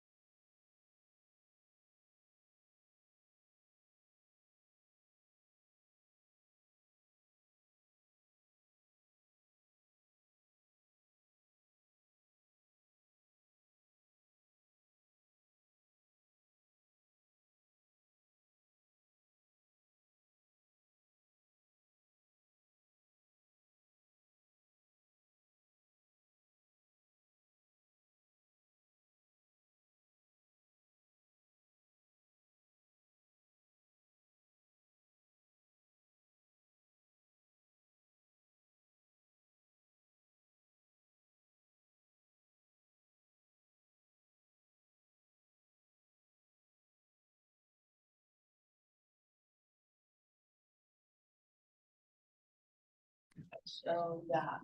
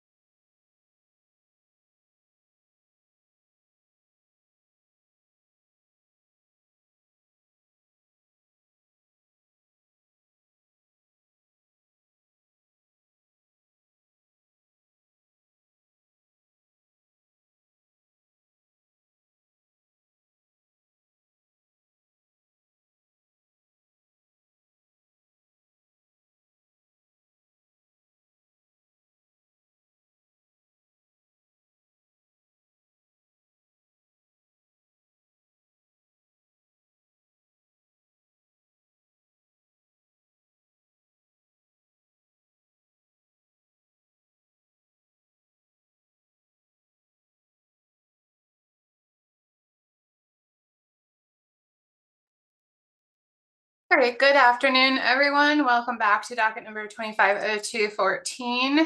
We're going to come back together and proceed with our agenda for the afternoon. At this time, I'd like to welcome to the virtual stage the team from the United Illuminating Company for their presentation and comments. And I see Ms. Miller.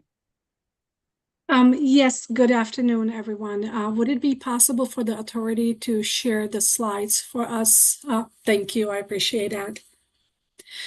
Good afternoon, everyone. Thank you for the opportunity to participate in today's technical meeting, docket number 250214, which is focused on the Renewable Energy Program Successor Study. My name is Katarina Miller. I'm a principal analyst for wholesale power contracts at UI, joined by Mark Kolka, a manager of pricing, and David Hernandez, a manager of delivery programs and products. We are here to share UI's perspective and recommendations based on our experience administering these programs and our recent written comments submitted in the above referenced docket. Next slide, please. Today's presentation will cover a summary of UI's renewable energy programs, design consideration for both residential and non-residential program, accessibility for low-income and underserved customers, preferential siting in community solar, and our key recommendation. We will conclude with Q&A and open discussion. Next slide, please. Similar to Eversource, I would like to speak to the impact of the current programs. UI have administered several renewable energy programs with significant customer participation and capacity deployment. The ARIS program has over 6,700 customers and nearly 74 megawatts deployed. The NRES program has completed 6 solicitations, selecting 180 projects, totaling in 55 megawatts. SCEV has 13 projects selected, with 2 projects online with nearly 1,000 subscribers. The LREC-ZREC program has brought 82 megawatts online across nearly 500 projects. SCEF, NRES, and LREC-ZREC alone represent over $950 million in long-term commitments, demonstrating strong market engagement and customer interest. Next slide, please. UI supports maintaining the monthly netting and BIOL compensation structures. These have proven effective and require minimal changes. We also support making new time of use rates available to DG customers via AMI meters. However, implementation of new time of use periods is not currently feasible due to metering and billing system constraints. Co-located storage presents near-term benefit, but we need to take into consideration compensation when third-party entities are involved, especially regarding energy storage charging and discharging from the solar system. Next slide, please.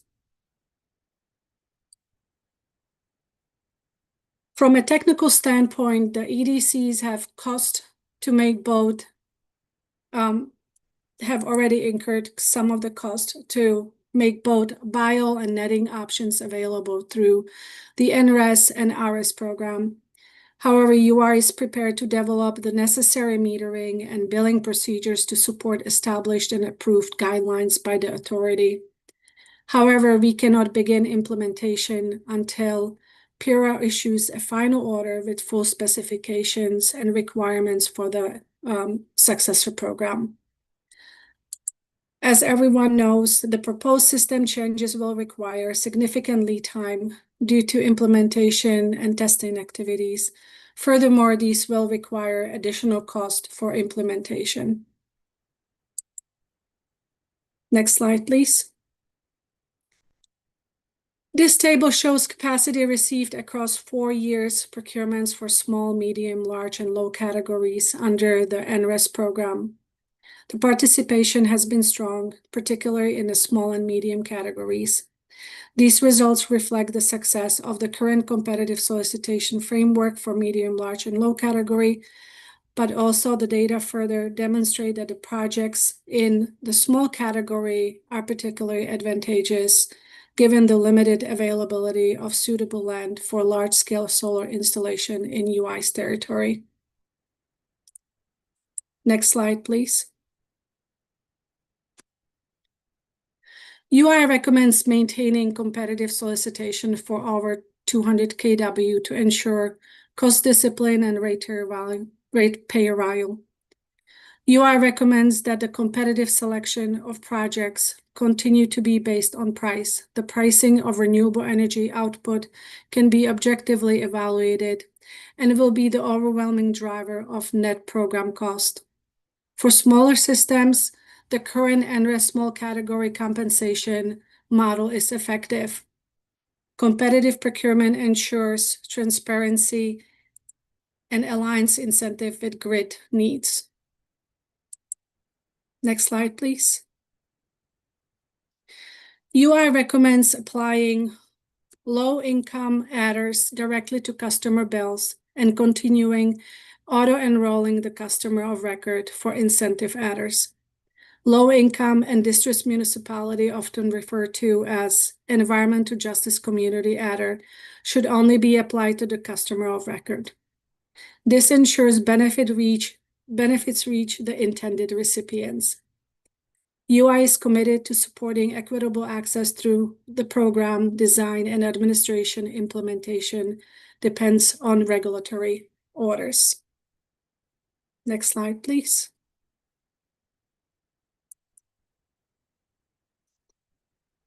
UI supports targeted preference that aligned with grid value and resiliency. As we have mentioned before, we recommend evaluating the cost benefit of incentive and encourage efficient community solar models like SCAF. SCAF has demonstrated success in delivering long-term bill savings and expanding access to low and medium income customers. An average on-bill credit for the subscribers in UI's territory is approximately $28.93. The company recommends that deployment targets be thoughtfully developed and that the cost of adders or other mechanism be balanced with non-participants' cost, and that program design maximize the benefits for participating in low-income and distressed municipality customers. Next slide, please. In summary, UI recommends maintaining competitive solicitations for larger projects, aligning compensation with existing rate components, ensuring equitable access for low-income and medium-income customers, prioritizing technically feasible and cost-effective designs, and using proven models like SCAF for community solar expansion. Next slide, please. And this concludes our presentation. Thank you everyone for your time and attention, and I would like to now open the floor for any questions that you may have. Thank you so much. And I know we do have questions from authority staff, so I'll start with Molly Charles, please. Thank you for the presentation. So my first question is on slide 4. Yep. I was wondering if UI would just be able to explain a little more what type of clarification is needed on compensation when third-party entities are involved. Is this something that's been an issue with the current programs, or just thinking about how it would be implemented in a successor program? Well, for the question, it's a really great question. No, because we don't have right now co-located storage included in the NRES program. What we are referring to is, for instance, in a bio structure, we do have third-party entities, but also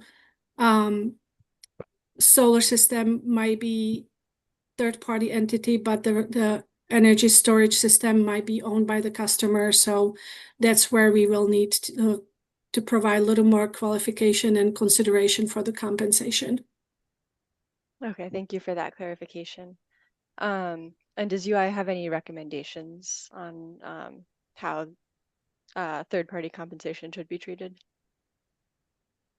Not at this time. I think we will have to see first again more detail about the program and how the energy storage and co-located storage will be implemented. It will also depend on the metering design and compensation rate. Okay, thank you. And then on the residential tariff successor program design, I'm just wondering if UI has done any sort of analysis of bill impacts under different tariff options, similar to what Eversource presented earlier.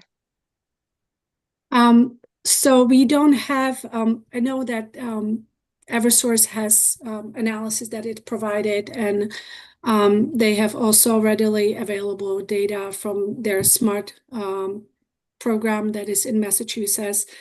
Right now, we don't have the information readily available, but if necessary, we can, of course, provide that information.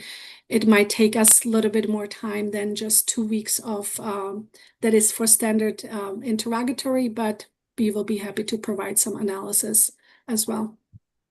Thank you for that. On the next slide, would you be able to discuss whether existing metering infrastructure can accommodate a different export rate compensation for net exports on a real-time basis?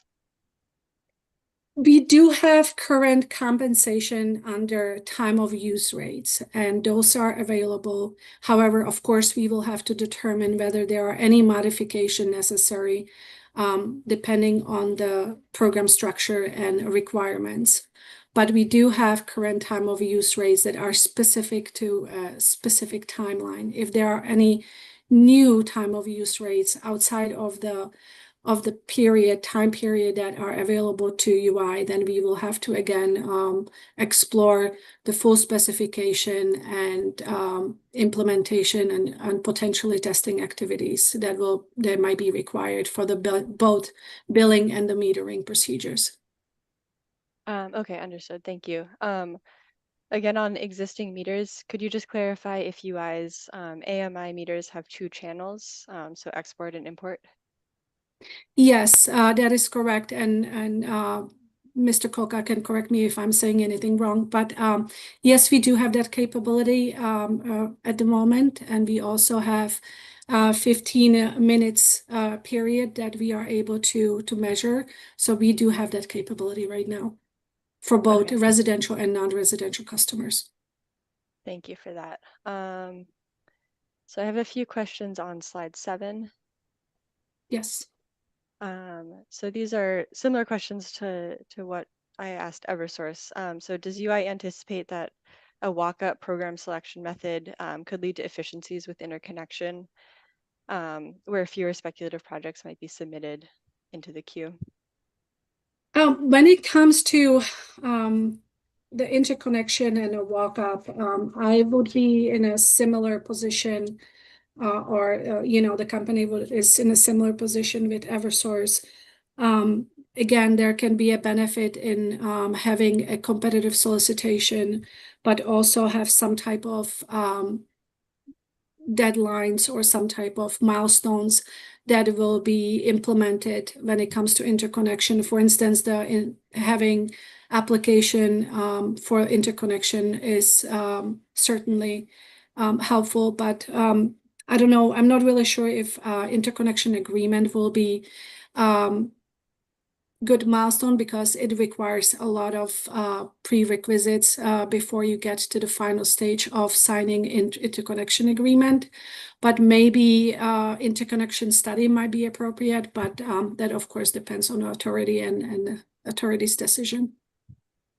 Okay, thank you. And related to that, would UI recommend maturity requirements be implemented for small zero emission projects in a successor program? Again, we don't oppose to that. The small projects in general require less interconnection requirements because of the system constraints. And so, again, we don't oppose to that, but in my opinion, the larger projects, they are facing more constraints when it comes to interconnection than small. Thank you. And then just wondering if UI has looked at the bid prices of NRES and SCEF projects that have reached deployment compared to those that have not yet reached deployment? We did look at the prices, and we have provided some of that feedback in one of our interrogatories. We have also provided some presentation in Docket 250803 when it comes to NRES and last 4 years of procurement up to February procurement that was under the NRES program. Okay, thank you for that. That is all of my questions on this presentation, so I appreciate the responses. And I'll turn it back to you, Chair. Thank you for your questions. Thank you. Mr. Arpin, any questions for UI? Yes, thank you, Madam Chair. I have several questions. So I'd like to thank UI for their time and presentation today. I would like to turn to slide 4, please. So my first question, and I know that this has probably come up in other dockets as well, but since we're talking about time of use rates here, are UI's current time of use rates aligned with the actual system peak? And if not, could UI please explain any discrepancies? I would have to defer to Mr. Kolka to provide more information about that.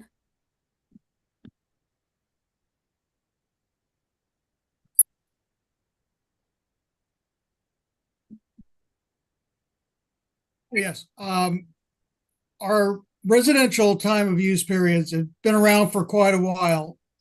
They're from noontime to 8 p.m.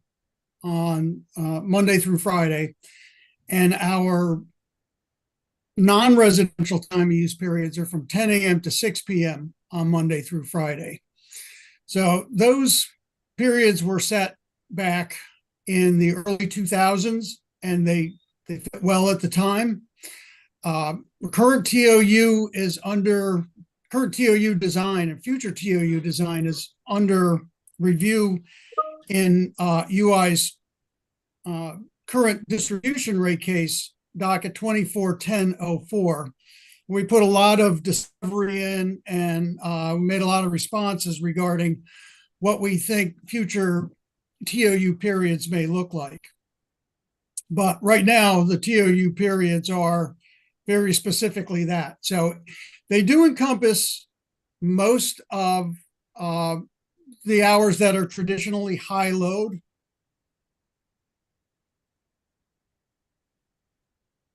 Okay, thank you for that response, Mr. Kolka. Is there any timeline for looking at new time of use rate periods? We'll have to wait for the direction we receive in the rate case to see what we do from there. Okay, thank you for that response. Now switching to another topic and staying on this slide. So I was wondering, has the current monthly netting structure proven to be cost effective from the perspective of non-participating ratepayers, according to UI's opinion? Why or why not?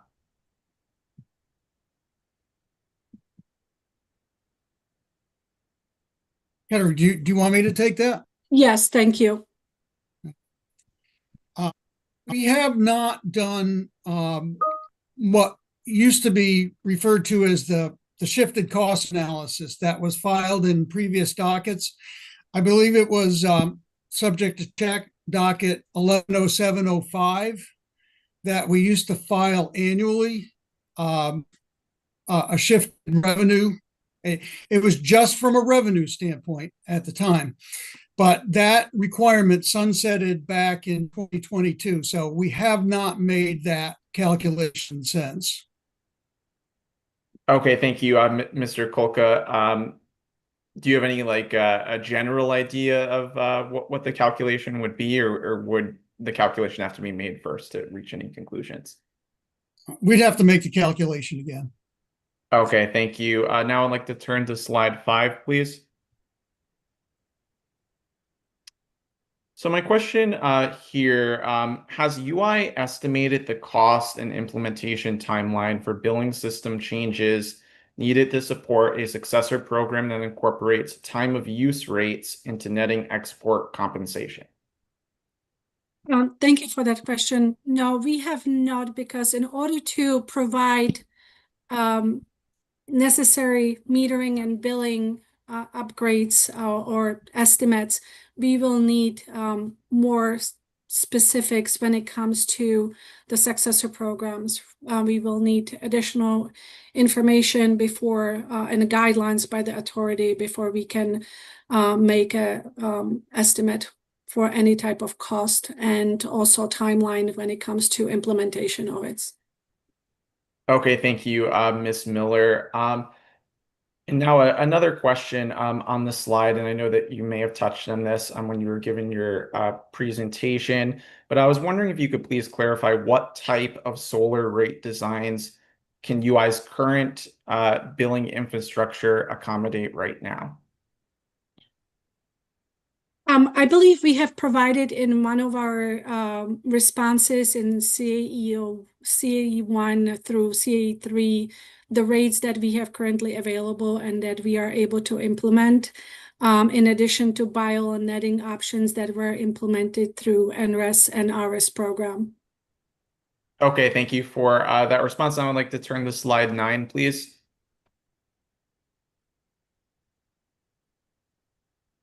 So this is the same question that I had asked Eversource during their presentation, but I was wondering if UI believes that the current NRES distressed municipality bid preference is effectively supporting underserved or distressed communities, and if not, what modifications would UI suggest in a successor program?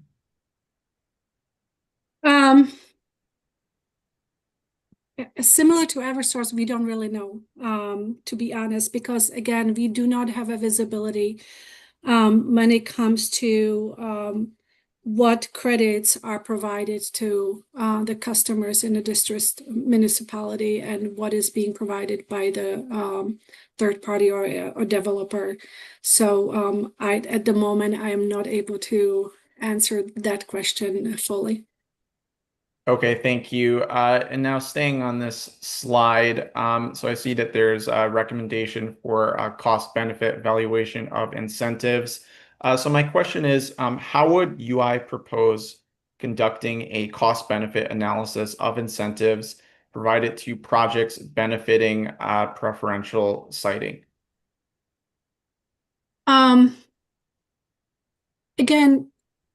I think one of the opportunities will be to see the milestones and again the cost to the customers when it comes to the program, and for instance netting projects. I know that there is a large demand in bio projects, but evaluating what is the access and bill savings to the customers, to low, medium, and medium income customers.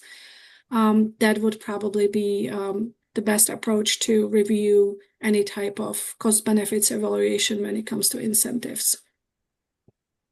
Okay, thank you. And now another question on preferential siting.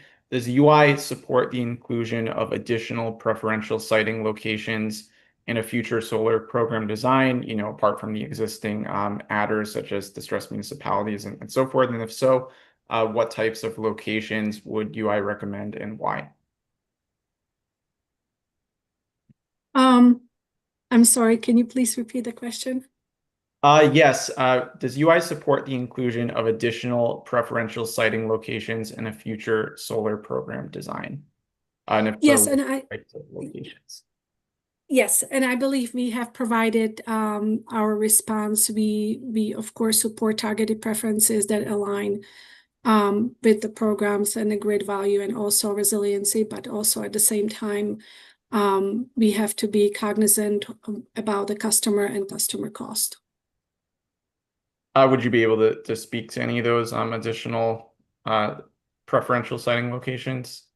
Are they separate from the ones that are currently in the existing programs, or are they I similar? believe there were a couple of questions that were regarding the preferential treatment in the written comments that were provided back in May, but I can see if I can provide that information. But we did provide that information in our response to the written comments in May. Okay, thank you, Ms. Miller. Those are all of my questions. So I thank you again for your time today, and I turn it back to you, Madam Chair. Thank you. Thank you. Let me just confirm there are no other peer staff or commissioner questions. I'm sorry, Madam Chair, I would like to actually make a correction. Mr. Colcom earlier stated docket 110705, but I would like to correct it to 150903. Thank you very much. Thank you. All right. No Sorry, questions. Commissioner Perrin? No questions. Oh, okay. Thank you. All right. I thank the UI team for your presentation and for addressing our questions. Thank you. Thank you. We're going to move into our next stakeholder comments. We have stakeholder comments from the team at Nexus Energy regarding the residential program design around multifamily affordable housing. Is the team from Nexus Energy available?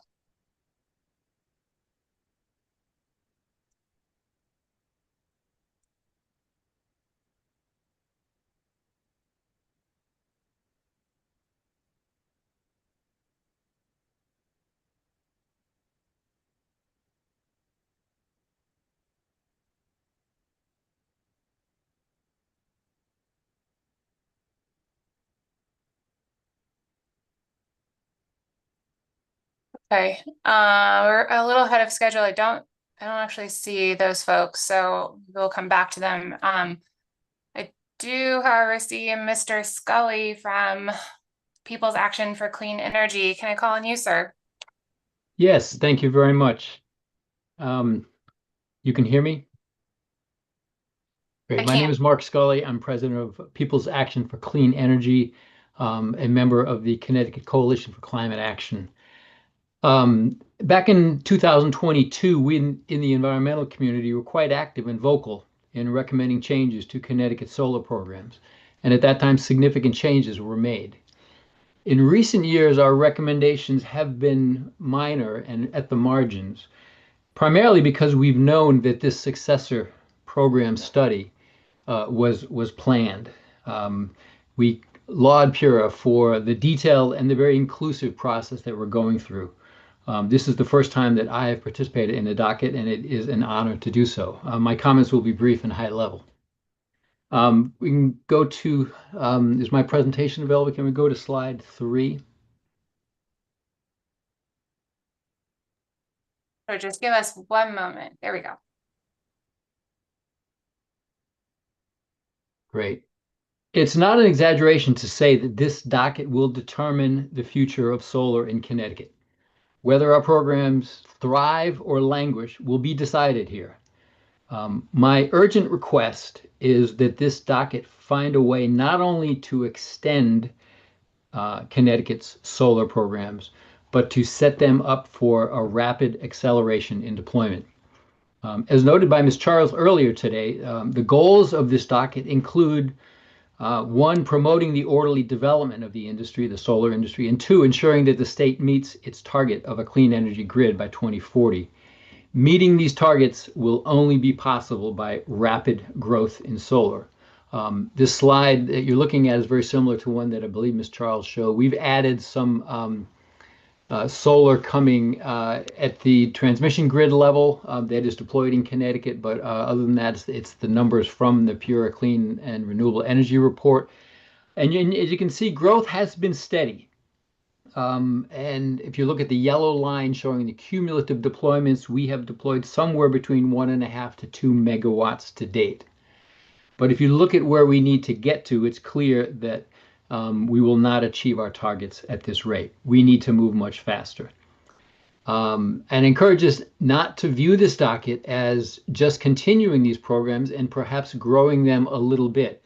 But we need to look at ourselves as having done the work that is done along the early part of a technology adoption curve, right? We are building a solar industry. We have a green bank that has programs that support the industry. We're building an equitable modern grid.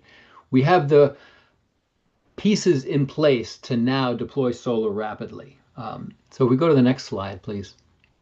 In order to put this in some perspective, we've estimated the role that solar needs to play in meeting our objectives. Using an energy model, we developed a pace and developed and crowdsourced with our work with towns. We estimate that to achieve our clean energy targets, we need to rapidly increase solar deployments to the neighborhood of 750 megawatts a year from their current level of roughly 200. Again, we need to think of ourselves not just as growing these programs somewhat and extending them, but now having done the hard work of building the industry, building programs that have worked well, but are now poised for growth to really rapidly expand. We can go to the next slide, please.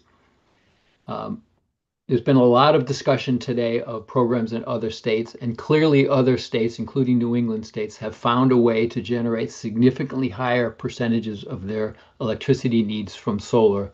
So I'm encouraged by all of the testimony and examples that we've seen from other states. Next slide, please. The other significant request I would like to make today is that this study lead to greater transparency regarding the costs and benefits and the value of solar. Current methods of public accounting for solar in Connecticut create an incomplete and misleading impression. Customer electric bills show solar programs as a burden on ratepayer. They're a cost item. We don't see the benefits. And that's not a criticism of our electric bill. It's just the nature that we account for this, how we account for this. If you listen to public discourse, including at the legislature, about solar, you get the impression that solar is too expensive and we cannot afford more of it. As such, we encourage Pura to conduct a study of the value of distributed energy resources, or VDER. Such a study could provide a transparent basis for setting and defending solar compensation levels. Such a study was initiated in Connecticut 5 years ago, but was never completed. A robust study outlining the various ways solar provides value would improve understanding among the public and policymakers. We fear that without such a shared measuring stick, solar will lack the support it needs. As Mr. Rice from Eversource commented earlier, it's not actually known, or at least not known publicly, whether the existing bid preferences reflect the additional value these projects deliver. A value of distributed energy resource study would provide that clarification. Indeed, we propose that all compensation for solar over time be based upon the value it delivers, and that includes the various forms of solar: rooftop, utility scale, canopies, paired with storage in distressed communities. We acknowledge that achieving a consensus on evaluation methodology for a value of distributed energy resource study is challenging, and we urge Pura to publish its proposed methodology and employ its usual inclusive process of deliberation. And a couple other very brief comments.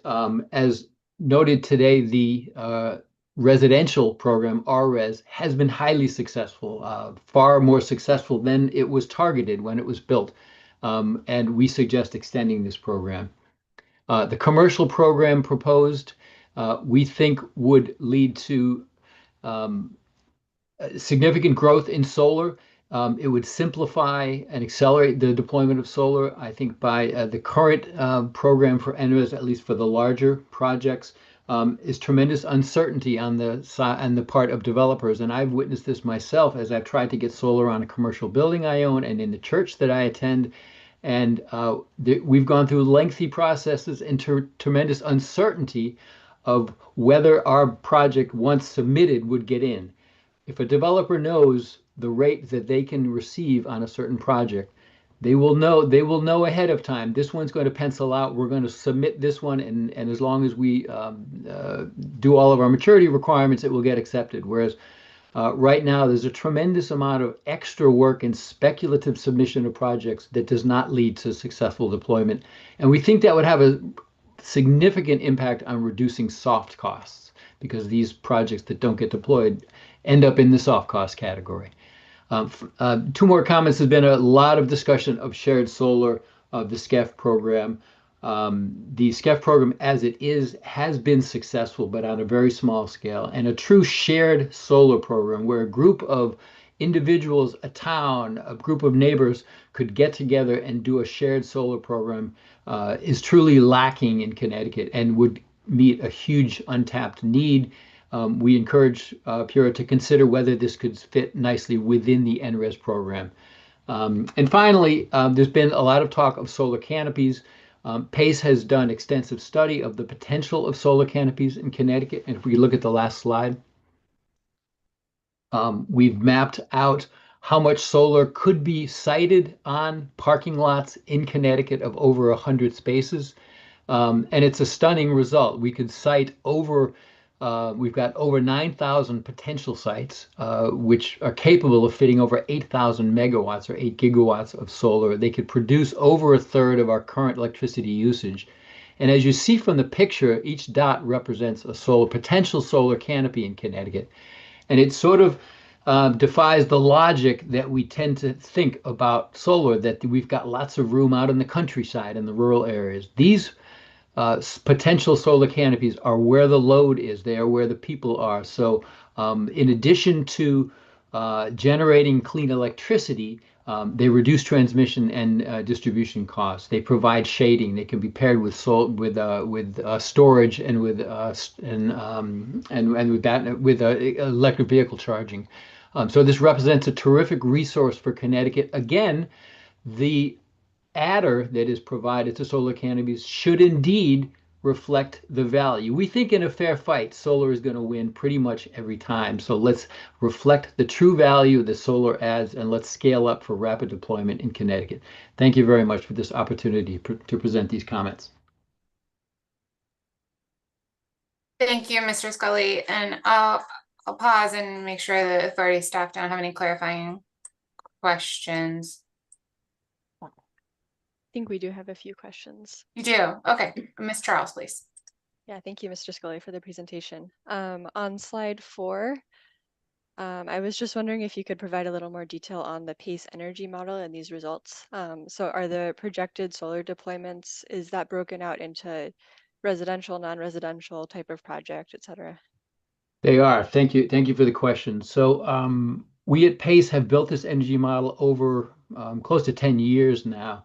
We've gathered all of the energy data we can find in Connecticut regarding solar deployments, electric vehicles, heat pumps, the energy usage of the entire state. We've gathered grand list data. We have a database of every building and every vehicle in the state. So we've got fairly detailed modeling of how much energy we use. We work with towns to help them understand that usage and transition to clean energy.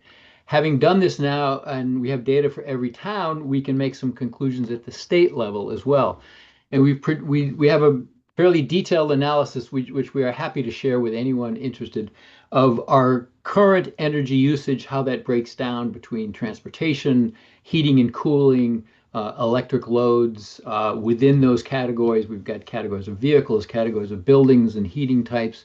And then we project out what does it look like if we continue business as usual, or if we start to deploy clean energy in a serious fashion. And we actually have estimates of how Connecticut could operate entirely on clean energy, on really solar, offshore wind, and storage. And these estimates reflect the level of deployment that we would need to get to meet the clean energy target of a zero carbon energy grid by 2040.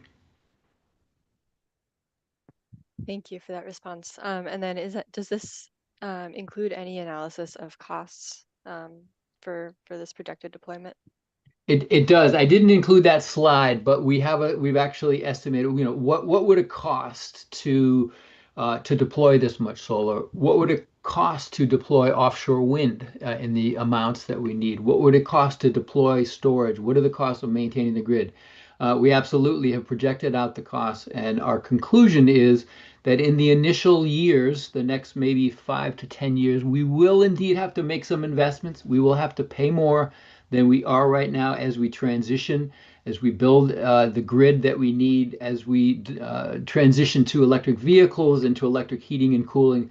But that as we do so, we stop buying fuel and we end up on a downward sloping cost curve, because we know that the technologies we're dealing with, be it solar, be it storage, be it offshore wind, they are on downward sloping curves.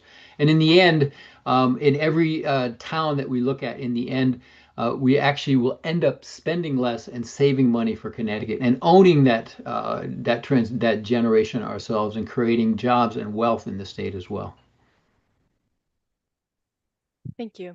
I then have a question on slide 6. So in the absence of having a full value of DER study available, does PACE have any recommendations on how to value the benefits of solar projects? That's a great question, because we do acknowledge that a value of DER study is challenging and would take time. I think it doesn't have to be a full study. I think there are elements of value that Pura is fully capable of estimating today. Again, in this open, transparent, inclusive process, right? The core question is, what is the value of a let's say a rooftop solar, or a residential solar array, and then compare that to a residential solar array paired with storage. They're very different value propositions, right? And if you look at the prior study, you see a significantly higher value for solar paired with storage. So I think there's a great many of these type of value calculations that Pura is fully capable of doing today. what should the value, what should the additional value of solar paired with storage? What is the value of a solar paired with storage in an area where the grid is constrained? Again, I think Pura has the expertise to do those value calculations, submit those to the public. What is the value of a solar canopy? How do we value some of the co-benefits of a resiliency and of preserving our farmlands and forests? There's a value there, right? It's not zero. So I think there's a great, there's a whole lot of that I think Pura could do without extending a lengthy study, again, in an inclusive process. Thank you. And then just one more question on this slide. Could you provide a little more detail on PACE's recommendations for a shared solar program and how this would differ from the current SCEF program? Right. We don't have a detailed recommendation here, but we merely cite the need that I think, as we all know, somewhere between 3/4 of Connecticut residents are unable to put solar on the roof, but there's strong interest, and I think the current SCEF program simply does not meet that need. We have not. I don't think we have the ability to do a detailed analysis there, but I wonder if could not a group of people, could a town, could a group of parties get together and say, we're going to submit a program into NRES. The off-takers are not a single entity. They are now a group of subscribers, but could that not also simply fit into the NRES program would be an elegant solution, but we defer to the experts on that one. Thank you. That's all of my questions here. So thank you again for the presentation. Thank you. And anything further from Mr. Hartman? Yes, I have a few questions. Thank you, Madam Chair. So I'd like to thank Mr. Scully for his presentation and time today. Mr. Bumpin, could you please turn to slide 5? So my question here, so according to the most recent Clean Energy Report, Connecticut is currently a net exporter of electricity, generating approximately 47% more electricity than it consumes. So considering Connecticut's higher overall energy production compared to neighboring states, how would this graph change if it compared solar capacity on a per capita basis instead of as a percentage of total generation? I think it's an excellent question. It would narrow the percentages. I haven't done those calculations. And in preparing this slide, we did look at, as I'm sure you know, there are lots of ways of doing this calculation, and they tend to produce different results depending on the time period and what's the numerator, what's the denominator. We looked at a range of these, and the distortion that you mentioned, where Connecticut does produce more than it needs, I think in this case is driving that percentage to be slightly lower. But I think even with that correction, Connecticut is, if you look at the overall numbers, is simply not deploying as quickly as many of our neighboring states. Okay, thank you, Mr. Scully. Now I'd like to turn to slide 6. So my first question in this slide, so if a solar plus storage adder were included in a successor program, what level would PACE recommend that this adder be set at, especially considering that there are current storage incentives provided through Connecticut's current ESS program?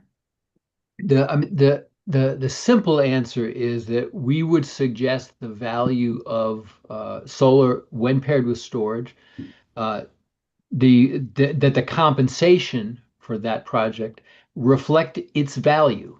Simply put, and there's a lot of, I think, components that go into that, right? There is and we've had some detailed conversation about that today, and I don't want to go through all of that, but I think there's a lot of work that we need to do. What is the value of solar paired with storage? It really is, as I mentioned before, a very different value proposition, right? You're no longer this now becomes a dispatchable resource, and giving the electric distribution companies some ability to control that resource will have tremendous, really transforming impact upon the grid. The more we saturate the grid with storage, solar becomes not just a variable resource, but a dispatchable resource. And I think we've got a lot of work to do, but all we're suggesting is the value should indeed reflect, or the compensation in the end should reflect the value that it provides. Okay, thank you for that response. I'd like to turn to slide 7, please. So my question here, and thank you for providing this information to us. So has PACE quantified the benefits that solar canopies provide to non-participating ratepayers? And if so, how do these benefits compare to the additional ratepayer support required to fund solar canopies? Our study really focuses on the potential of solar. If we really made use of the sites, essentially the parking lots that are already developed, right? So we don't need to take up more farmland and forest. We did some high level looking at the economics, but we have not done a detailed analysis of for example, it's well known that solar canopies are more expensive than rooftop solar. You have to build a structure, but they also have additional benefits. We've not done a detailed study of what that percentage bid preference should be, nor of what the ratepayer impact should be. But we also observe that there is significant value to solar canopies, and we don't see solar canopies being built. There are relatively few. France is requiring that all parking lots be covered with solar canopies. Connecticut could be a bit of a leader here in building solar canopies on state buildings, some mega projects at the airport and train stations, building solar canopies in low and moderate income and distressed communities, reducing urban heat island effect, passing those benefits to the local communities. So we don't have the detailed calculations of the ratepayer impact, but we think there are ways of implementing solar canopies that really add value to a range of parties. Okay, thank you for that response, Mr. Scully. And I know that you touched on it just a little in your response to my last question, but how would PACE recommend that the benefits of solar canopies be quantified for non-participating ratepayers? So I think like any solar, there's a breakdown of the values, the benefits and the value proposition that it offers. But of course, they produce clean energy. They produce electricity, right? They have additional benefits that often lead communities to want to build them. They protect the emergency vehicles. You've got your school buses, you've got your police cruisers protected. They're reducing urban heat island effect. I think there is work to be done in quantifying each of these value propositions. And we would fully acknowledge that over time, we should not compensate any form of solar, including canopies, at higher than its value. That shouldn't be sustainable without detrimental impact. But fundamentally, if we're compensating canopies at the value they provide, then that in principle will be fair to all involved, including non-participants. Okay, thank you for that response. And my final question, has PACE compared this map of potential solar canopy locations to the existing hosting capacity maps? And if so, what was the result of that analysis? We have the most recent version of our study. We did this in 2021, I think, and then we did an update at the end of last year. We added some more sites. We found some more data.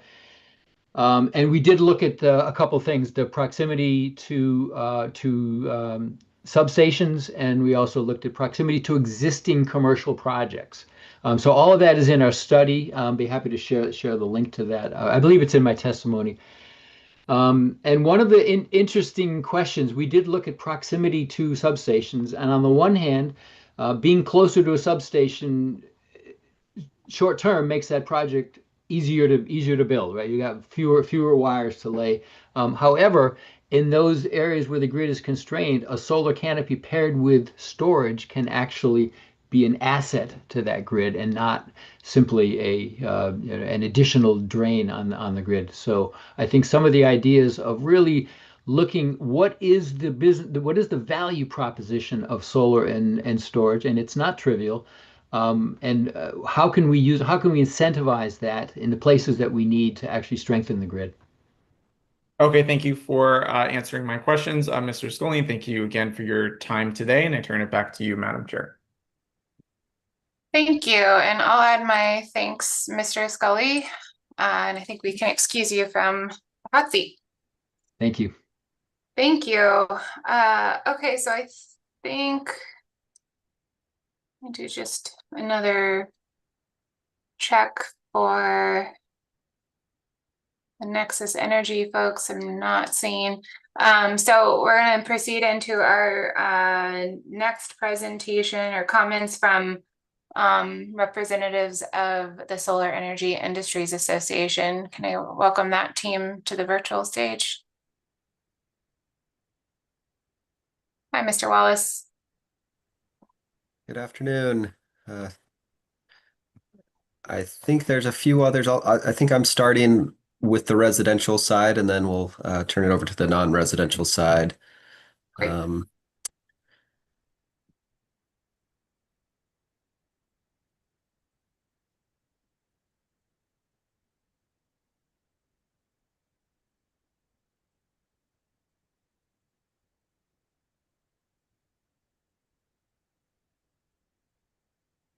And I guess that are the slides being pulled up, or should I be trying to share those? Just give us one moment, please.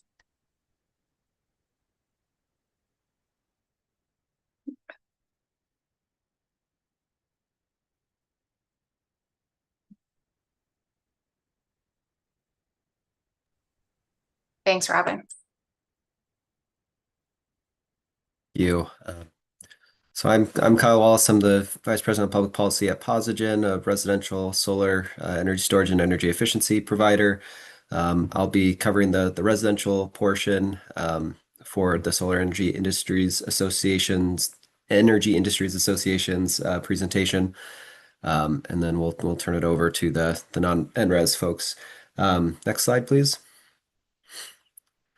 So we'll cover a few things that we covered in our written comments, but before jumping into those comments, I'm going to start with just a few of the overarching principles that we've been thinking about as we've approached this docket and thinking about what successor programs should look like for the RRES and NRES, and just want to highlight a few of those here. The first is that SEIA strongly agrees that increasing the attachment rate of energy storage is going to be absolutely critical for the long-term success of these programs, for providing the maximum amount of ratepayer value as possible in the long term, and really providing also the household level benefits of resilience as well. So we certainly agree with that objective, and that's the lens by which we're coming into this proceeding, with that in mind, of looking to transition so that solar plus storage becomes the default product over time in Connecticut. So I think that's really important, and we appreciate all of the comments that others have made on the importance of storage and the value that it ultimately provides.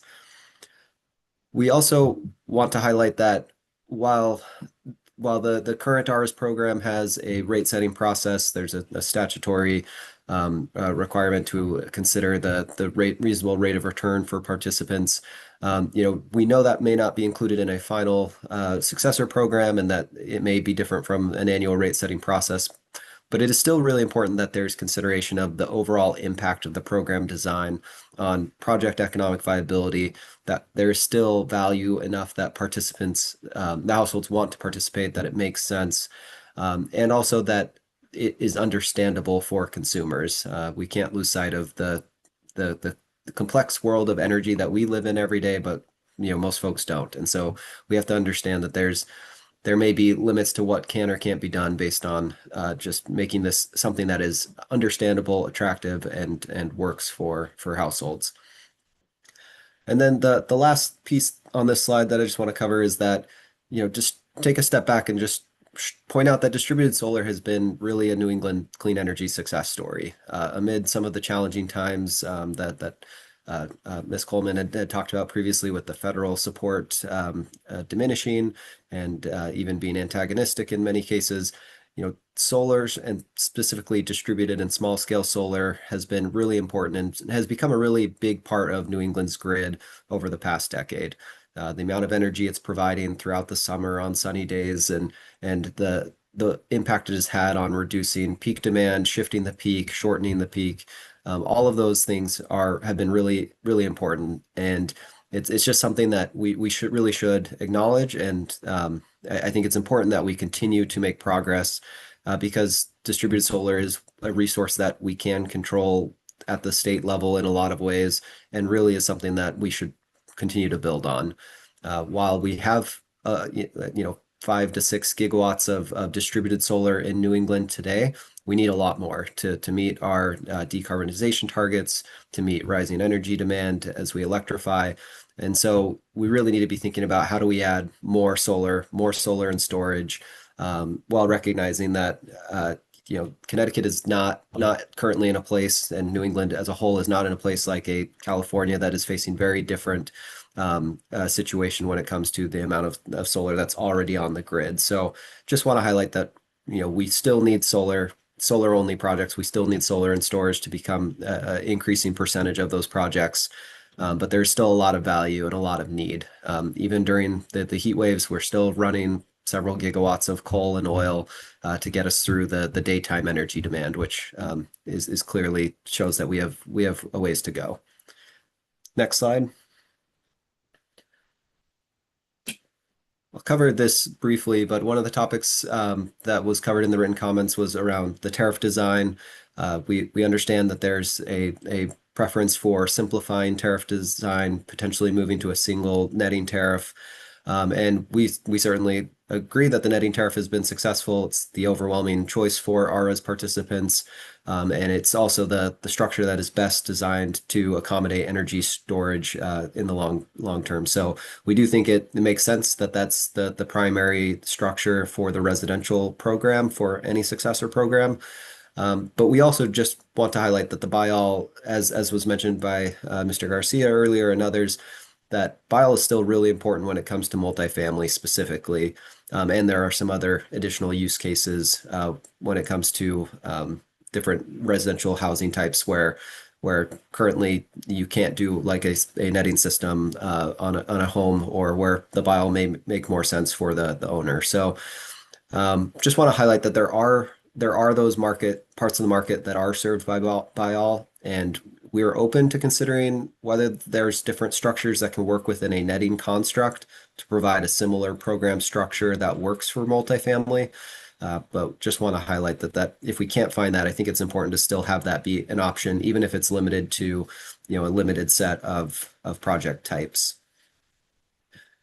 And then the last piece, just wanted to highlight that regardless of what the ultimate successor tariff design looks like, we do think it's important to highlight that what consumers do behind their meter is really up to them. It's their choice of whether to conserve energy, to use more energy, and that we are strongly opposed to any type of discriminatory charges that, in particular, that are trying to account for actions taken behind the meter.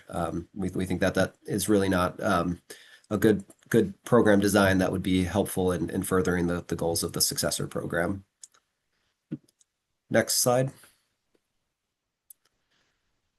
On time of use rates, we've heard a lot about that, and we have written a lot in both sets of our written comments, as well as the interrogatory responses about time of use rates. And SEIA is strongly supportive of developing meaningful time of use rates, updating the rates that we have, ensuring that there's improved options for customers going forward, especially as we have advanced metering infrastructure that can handle time of use rates.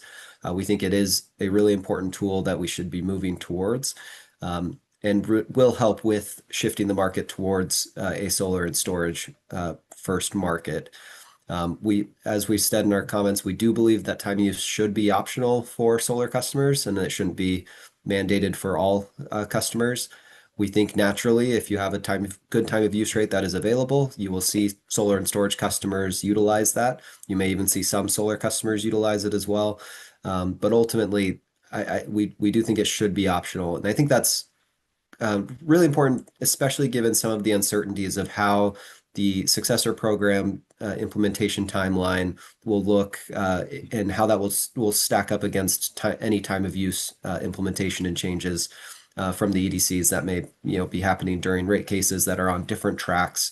And so we have some concern just given that the timeline between now and January 1st, 2028, can there be time of use rates that are implemented, that are understood, that have the necessary level of customer education, and are actually able to be in place day one. I think we're not sure that will be the case. And so we do think time of use should be optional. We also propose in the comments that for time of use customers, our recommendation would be that the export rate that those customers have for their solar should match the retail value of the time of use period in which the energy is exported. So if a solar system is exporting during on-peak, it would get the on-peak value. If it's exporting during the off-peak, it'll get an off-peak value.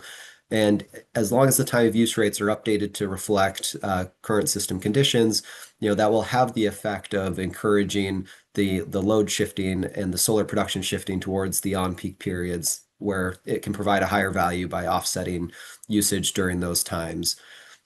And if you're a solar only customer, this will also have the effect of reducing the overall compensation for the project compared to a flat rate structure like we have today. Because presumably there will be a significant portion of the solar production that will be on the off-peak rate.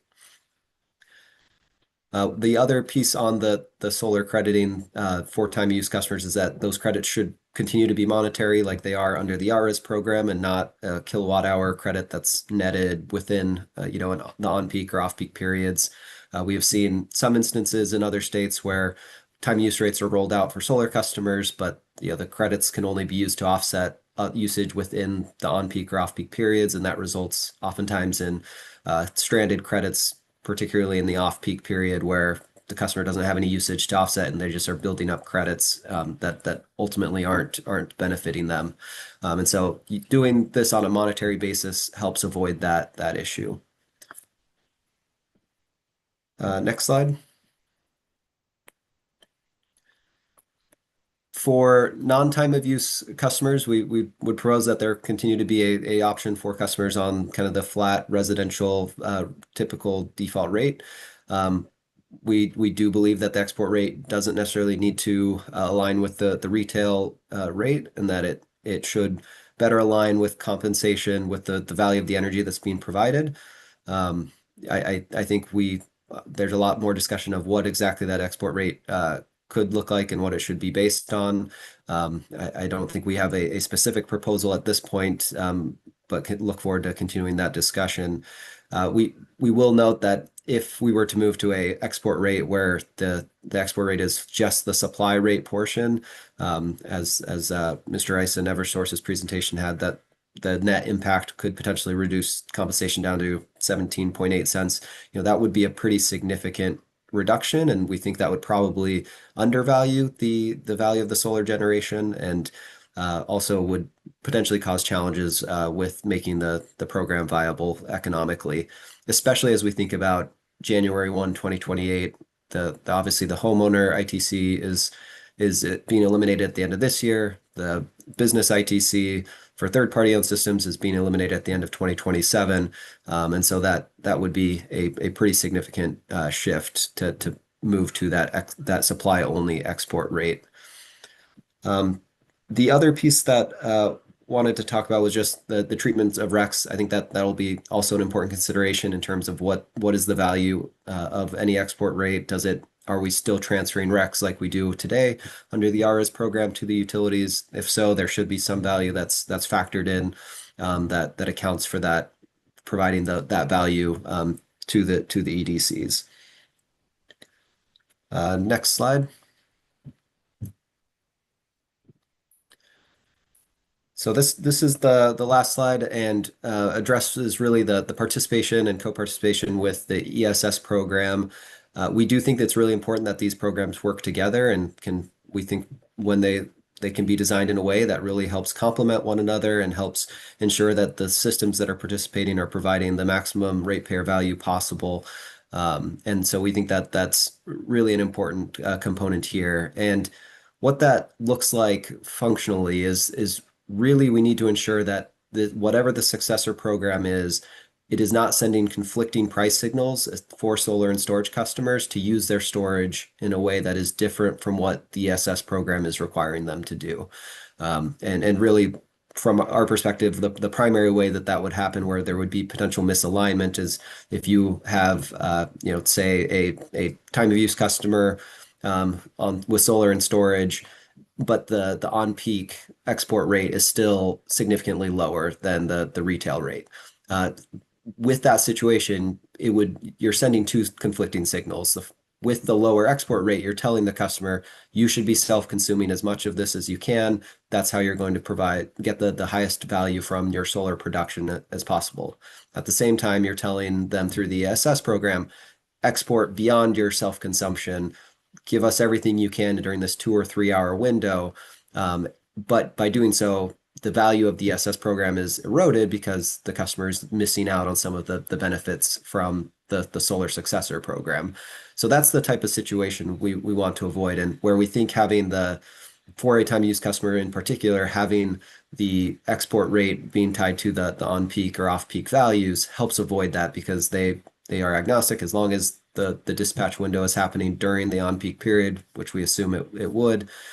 There's no potential conflicting signals or value erosion occurring between those two programs. We also believe that ESS plays a really important role when it comes to maximizing the value, because it just ultimately can be a much higher impact over a short period of time. With time of use rates, they're helpful in that they can shift customer usage to some degree. They can incentivize the self-consumption, but if you're just relying on time use rates, they're going to be self-consuming over a longer period of time that will extend back probably beyond outside of the on-peak window at night. And it's kind of a more muted overall impact in the actual system peak that's occurring during a 2 hour window. And it's also more difficult to verify because you're not necessarily seeing what's happening behind the meter. It's difficult to quantify. You're not necessarily having the dispatch of the batteries being tracked in any way. Whereas with the ESS program, during those 2 to 3 hour windows, you're exporting at your maximum capacity. It's being measured. It's really high impact. And it really ultimately is going to provide the strongest value for ratepayers. So we do think ESS and those dispatches are really important. And there was, I think it was an evaluation of California's VPP programs that was published by Brattle. I believe it was just earlier this week or late last week, and we can probably put this as correspondence in the docket, that has a great graphical representation of this large solar and storage fleet in California and what it looks like in back-to-back days. One day where it was just primarily operating in self-consumption, time of use arbitrage mode, and then the next day where it was responding to a call. And it really just shows how those different dispatch profiles look when you aggregate a large amount of resources together. And with that, I think that's everything I am planning to cover, and I'll hand it over to Sean and Matt to talk about the NRES and SCEF programs. Yeah, I think Matt's the lead on this part.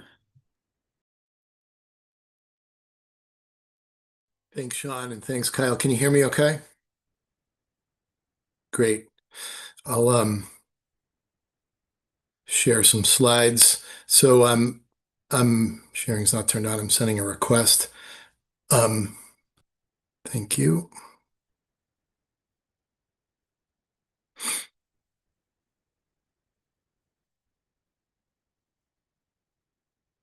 Great. Can you see my screen? Great, thank you.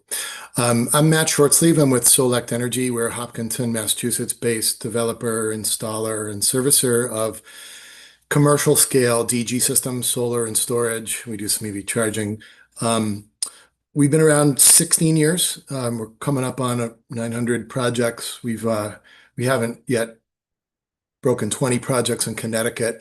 We're very pleased to be able to offer some comments to Pura, and we've been participating in this process as well as the 100-day sprint work on interconnection since last year. So we're happy to give you some comments today.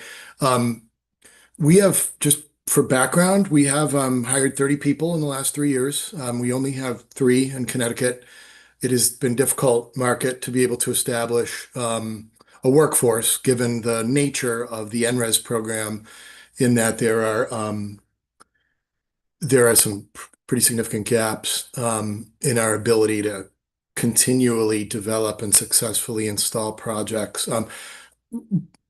Briefly, since 2004, 3 of our particular last 4 projects in Connecticut were done outside of NRES because of failure to receive an award and the customer wasn't willing to wait. And then the others, like most of the commercial industrial meters, offer 0 incentives for behind the meter netting projects. So there's no incentive for anyone to participate when they could go get a class 1 rec and maybe benefit from net metering. We are optimistic, though, and we're hopeful that this proceeding and the recent developments, especially at the federal level, will lead to a more robust, predictable, long-term commercial scale program that'll support investment in NRES and help the state achieve many of its public policy goals. I'll start briefly to say that a foundational improvement, we've heard it from many presenters so far, is to establish a value of DERs. Pura could update the 2022 value DER study. There are 3 neighboring models that you could look to. I've heard referenced earlier. I'm confident you're all familiar with them. It also could just start with PV and scope only, if it were to inform the PV values in the Successor program. A phase 2 could more thoughtfully develop the value for the storage assets, which will be tremendously useful to the Connecticut energy economy. And we think if you phased it, you'd be able to get the PV in time to inform your report and also your recommendations to the legislature by March of 2026. It'll be important that they'll have enough information to complete new legislation so that it will be available for program year 2027. In terms of specific suggestions for improvements, the capacity is too small. 10 to 15 megs per application period, up to 1 megawatt combined. It's just not big enough market for enough folks to pay attention during those 4 to 5 week windows. You could elect to uncap capacity given the demand for in-market generation, and to provide cost relief to ratepayers, which has been obviously quite a hot topic here in Connecticut and in surrounding communities last year. We also would recommend, I think it would be prudent to separate the blocks under a megawatt into up to 200, 200 to 500, and 500 to a megawatt. They have their own cost characteristics, often around interconnection, but they also could be administratively set and then managed on a kind of annual basis, and we'll talk about that in subsequent slides. The other piece around this is that up to 500 kilowatts, many C&I customers have up to 500 kVA transformers and can support these good-sized behind the meter or locally hosted, even if they're buy-alls, at the load site, at the built environment. And just moving a couple things out of the way. We've heard it from others previously and today's, and thanks for your comments, that we think a walk-up program with some level of project maturity would be appropriate to enable NRES applications to be qualified. The twice-a-year windows is really disruptive, and we think that it should be an open walk-up. The second improvement would be around netting. right? Most of, I'm not sure the quantity, I think it changes during different enrollments, but there were only 2 meter classes that warranted an incentive. So, if you're a business or building owner, you're facing, offsetting your KWH charges. Let's recall that solar does not necessarily offset demand charges. So when you forecast savings from the cost of grid delivered power and you're trying to justify an investment, a capital investment by a business or a building owner or even a third-party investor, there needs to be some value to the incentive. This is separate from the excess generation. This is pure incentive to be able to attract investment to drive these projects. And as a base at the lowest value amount for a functional market, Pura could implement a minimum of a 4-cent base incentive across all meters. That would corral the folks who are not participating in the NRES program to participate in the program. That would give you greater control, greater view of the total market share, and more responsiveness to the market costs and values on kind of annual reviews. The third improvement is around administratively setting values. The Smart 3.0 program gets it right. It's predictable and it's still responsive to market changes, but it is difficult to invest project development capital across a portfolio of customers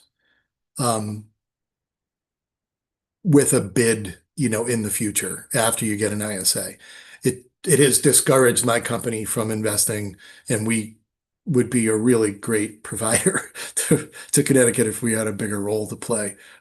We think you could manage the cost and be responsive to the impact on ratepayers and taxpayers, those who aren't participating or paying an electric bill into the system, to be able to make sure that we're not expending too much incentive that more than necessary to incentivize development.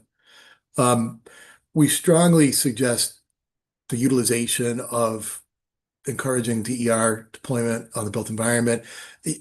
A couple of years ago, regulations got it right by excluding rooftops from the size to load ratio. Certainly important to the valuations that we heard in earlier presentations. But the impetus behind that change to exempt rooftops from the size to load ratio was environmental, right? It was the bigger piece is how do we make sure we're not creating sprawl or spoiling green fields, especially from any future use. You should just add canopies to the exclusion. And then to enable canopies, it's a pretty significant cost difference. And this one is difficult, I think, for public policymakers. It's a great location to put solar, but how do you quantify heat island reduction into an electric bill, right? This is not easy, but in Massachusetts, they just established an 8-cent per kilowatt adder for canopy projects because they cost about twice as much to install as a rooftop system on a commercial scale. This is related, and this may not fall into it, but it is, we heard the correlation in earlier comments today, especially with projects that are aiming to secure the federal tax credit and for Connecticut to avoid absorbing any of that cost while the values are there. We have strict and to be clarified, hopefully in 15 days, start construction and place in service timelines. It is critical that the time and predictability of interconnection becomes a lot more clear in order for those development investments to not get stranded or to waste customers' time or to waste the utilities' time. A suggestion or program rule could be to oblige the EDCs or to align with EDCs, whatever the right term is, prioritize capital infrastructure upgrades on grid upgrades that are necessary. And I think just got 2.4 billion in bonding authority to upgrade infrastructure. maybe not all electric, but I think it's available for infrastructure upgrades. This would be smart to align it on the critical path to enable hosting capacity for project under NRES. This will be a pretty significant cost savings. I think we heard earlier today, 8 to 12 cents difference on kind of the cost per kilowatt hour that tax credit can have. And we want to make sure that PURA considers incorporating some form of interconnection alignment to assure that projects on a critical path with ITC and participating in the NRES program perhaps have, I don't know if you'd say preferential access or priority access to hosting capacity on the distribution network. That's all the comments that we prepared for the commercial side. Happy to take questions now or later, but I know Sean Burke from Blue Wave is here to speak to project characteristics as well. Thank you. I'll stop sharing. Yeah, thanks, Matt. I'll just say I don't have anything in particular to present since I'm just here in case there's a discussion of SCEF or energy storage related to SCEF. Since it wasn't really on the agenda, I just wanted, we just wanted to be here in case there was a discussion of that. Okay, very good. Then I think the authority staff might have questions on the presentation. I can open it up first to Ms. Charles. Yeah, thank you. And thank you for the presentation. My first question is on slide 2 of Mr. Wallace's presentation. So I'm wondering if SEIA has any recommendation on what rate setting process should be used in the successor program and how often rates should be updated. We don't have a specific recommendation at this point. I think we see the benefits of the rate setting process, and I think it has been helpful to account for some of the policy changes that we've seen. At the same time, we understand that it may be easier to have, if it's a specific export rate, tying that to some combination of existing utility rate values, whatever those end up being, so that it is kind of like self-updating and not necessarily needing intervention on a regular basis. So I think at this point, we don't have a strong preference one way or the other. Thank you for that. I think in your presentation, you mentioned that on the one hand, solar and storage should become the default offering for customers. And on the other hand, solar only projects will continue to be important in New England. So I'm wondering if you have any recommendation for storage attachment rate targets and how that might change over time. Yeah, I think I don't have a specific attachment rate target, though I do think clearly we want to see increased attachment rates than we have today through RES and ESS. And I think obviously the ESS program improvements are playing, hopefully will play a role in increasing that attachment rate even before the successor program is put in place. And I will just also highlight that one of the biggest challenges in New England to battery attachment rates has not even really been program design related. It's been more on some of the practicality and feasibility of installation, and with just some of the fire codes that you're dealing with the technology that's still evolving and evolving pretty rapidly. If you look back at the start of the ESS program, there were very few, if any, batteries that could be done outdoors. Or if they were, you'd be risk voiding the warranty from the manufacturer. And so that required a lot of indoor installations, oftentimes not even being able to go in garages. And so that just really limits where you can place the battery and adds a lot more costs as you're looking to comply with fire codes. And so that I think is part of the story and kind of the slower adoption of storage so far. We are seeing now multiple battery options that are able to go outdoors and in garages. And so I think the technology has advanced over the past 5 years or so. And so I think that will help. I think over the long term, we should expect that there will be, I think we'd want to ultimately get to, 80% plus, solar and storage, but I don't think that necessarily needs to be by 2030. I think if we saw significant increase between now and 2030, of of steady increases where, it's a third and it's, 35, 40%. I think that would be some very meaningful improvements. Because I think the way I'm thinking about this is, that there haven't been a lot of great market examples of making that transition smoothly while still balancing kind of the need for solar deployment as well. And even with the California NEM 3.0, you have really high storage attachment rates, but you also have seen really significant drops in installations overall. So there is some trade-off with how dramatic that change was. And I think there's a variety of factors. Like I said, Connecticut's nowhere near where California was, and I think they made some missteps in kind of their program evolution, whereas Connecticut, I think, has been better at making the gradual changes, getting us towards that path. And I think ultimately we want to see a successor program that can lead to that solar and storage paradigm without, the really drastic changes that could cause market disruption. Thank you for that explanation. And speaking of other states' programs, on the next slide, would you be able to provide more detail on the netting structure in place in other states' successor programs? Is that saying that customers still earn the retail rate for exports, or if not, what rate do they earn? Sorry, on which Sorry, point? I think on the next slide, on slide 3. Okay.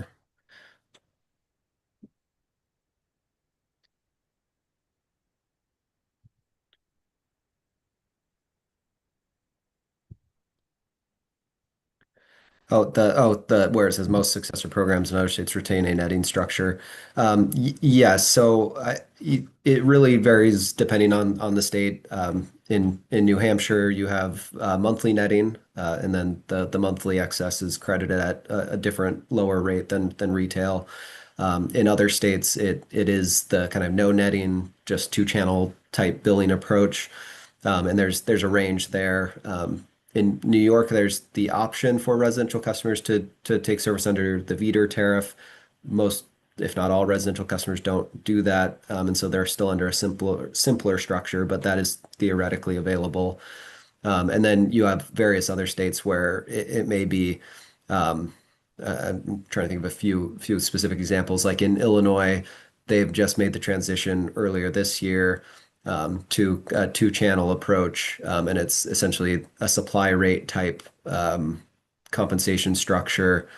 And then there's other states where it's supply rate plus, like in Mississippi, they have a supply avoided cost type value plus a DG adder. And then there's also a low income export adder as well. So there's a couple of different ways that it gets increased. And so that ultimately ends up being, it's a well above avoided costs, but it's not quite retail. It's kind of in between. So those are some of the examples that are out there. Thank you. And then on the second bullet point here, does SIA have any recommendations for potential ways to provide similar value to low-income customers or multifamily housing through a netting or alternative structure? Yeah, for the netting structure, I think there might be a way under, and I don't do it, we don't do multifamily, but I think there may be a way to have something similar where you can essentially get to a similar outcome as the buy all tariff by distributing the allocating the total production across various meters. But it probably involves some accounting and using different meter data to kind of reconcile if you're placing it behind, like for say like a common area meter or something like that. There still may be a way to distribute the benefits. I think it's a little more complicated.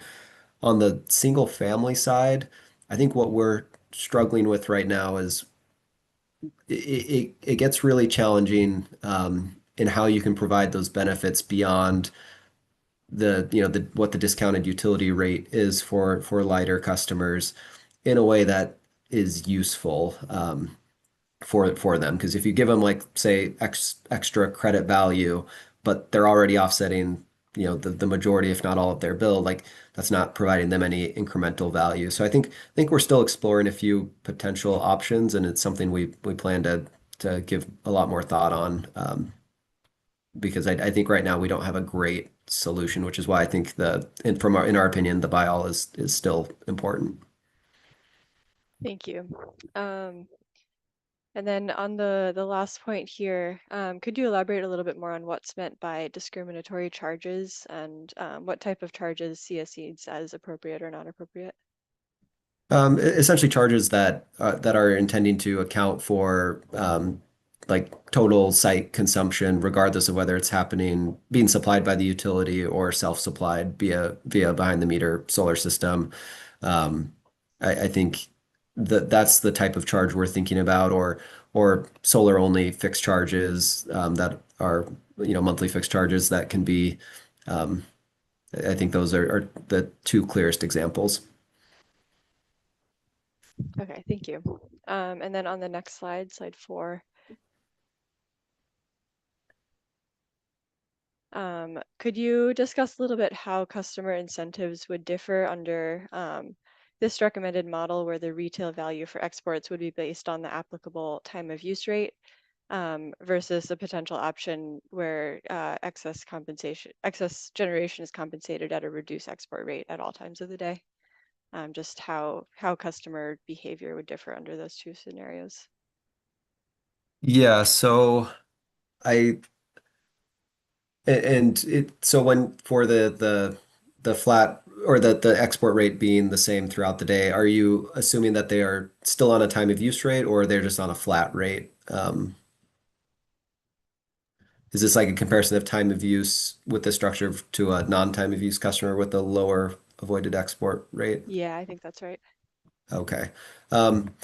So I think with the first of a kind of flat rate structure with a lower export rate, you're really not going to see a lot of difference in terms of how the customer is using their energy. I think that they have no price signal to change how they're using energy. If they had storage, they would likely be self-consuming as much as they can to provide that incremental value. But depending on what the export rate is, that may or may not be a very compelling economic proposition. Whereas with the time of use rate, the differential between the on-peak and off-peak will likely be higher than what the differential is between the retail rate and the lower export rate. And so there's a stronger price signal for the storage to be utilized, and it provides more value in doing that. So I think you kind of get both the storage behavior changes and the consumer behavior may change somewhat. But also with the time of use period, you would primarily be self-consuming during those on-peak hours. That would be the priority. Whereas with a flat rate, it would just be self-consumption generally, but that could be in middle of the night, it could be early morning, maybe not during the actual peak hours, because all that matters is that you're self-consuming the solar rather than exporting it. Thanks for that explanation. And then just one question on the next slide. Does SIA have any recommendation for how RECs should be treated in a successor program or discussion of what options there might be? I think that ultimately I don't think we have a specific position at this point. I think ensuring that the RECs are being counted towards the state's targets is important, and making that as easy as possible for consumers, I think is important as well. And the program can play a important role in that because if customers are relying on or are expecting to go and bid into the class run market and do everything that goes along with that for potentially a pretty small value, like that's probably not going to happen. And I think there's some evidence in Massachusetts where the SMART program hasn't really been useful for residential projects for a while. And so you have a lot of residential projects. Some may be participating in class one, some may not, but ultimately, that's kind of unknown of what exactly the state is missing out on in terms of those RECs that could be helping meet their state goals. So I think that's kind of what we want to avoid. At the same time, if the RECs come with a production meter and whatnot, like they do under the RES, like that does add some complexity and added costs. But I think ultimately for a 20-year tariff or longer, like that can be a worthwhile trade because it makes monetizing the RECs easier, even if that just means it's a higher export rate because the REC value is kind of embedded in that value. Thank you. And then I just have one question on the non-residential side. I don't know if it's better suited for Mr. Burke or Mr. Shortsleeve. But does SIA have any recommendations for how to encourage non-residential projects with paired battery storage to either self-consume or export at periods of peak demand? And do any other states have provisions in their non-residential programs to encourage this? John, why don't you take it to speak to storage? And we too at Select have done a lot of solar and storage. I think about a dozen paired systems commercially in Massachusetts. So please, Sean. Yeah, I can jump in for Massachusetts, where we have the most experience. The Massachusetts SMART program includes an adder for energy storage based on your solar generation. So however much the solar generates, you get an adder on that for having energy storage. And the adder is variable based on how many hours of duration the battery has, as well as the capacity of the battery relative to the solar. And then in order to receive that adder or continue receiving that adder, the project needs to discharge a certain amount of times per year and be operational a certain percentage of the year. And this is all for behind the meter and front of the meter as well.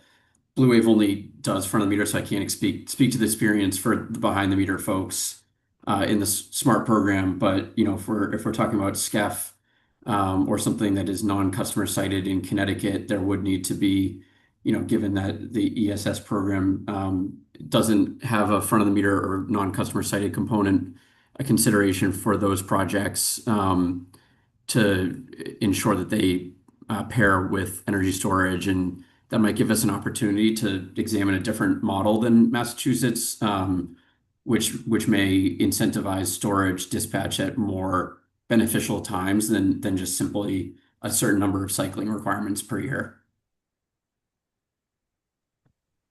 Thank you. I appreciate that. Sorry, did you have anything to add? No, I was just saying, I hope that was helpful. Yeah, thank you. That's all my questions on SIA's presentation. So thank you again for taking the time to present. Thank you. Anything from Mr. Urban? Yes, I have a few questions. Thank you, Madam Chair, and I'd like to thank the presenters for their time today. Mr. Bumpin, could you please pull up Mr. Wallace's presentation and turn to slide 3?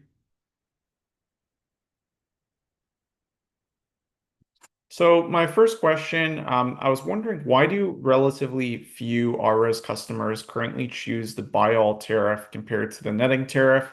What advantages does the netting tariff provide to customers over the buy-all tariff? Yeah, so there are a couple. The first is that I think there's just generally a better familiarity with the structure. It's in some ways a little more intuitive to how folks have thought about solar historically. So I think that's part of it. The other piece is that as people really do like the idea of using their own solar in their home. And so if you tell them, no, you're actually going to hook this up and you're going to send everything back to the grid, you'll get paid a fixed amount. You're not actually using it. Like there is some, there's some feeling there that like the consumer wants to use their solar.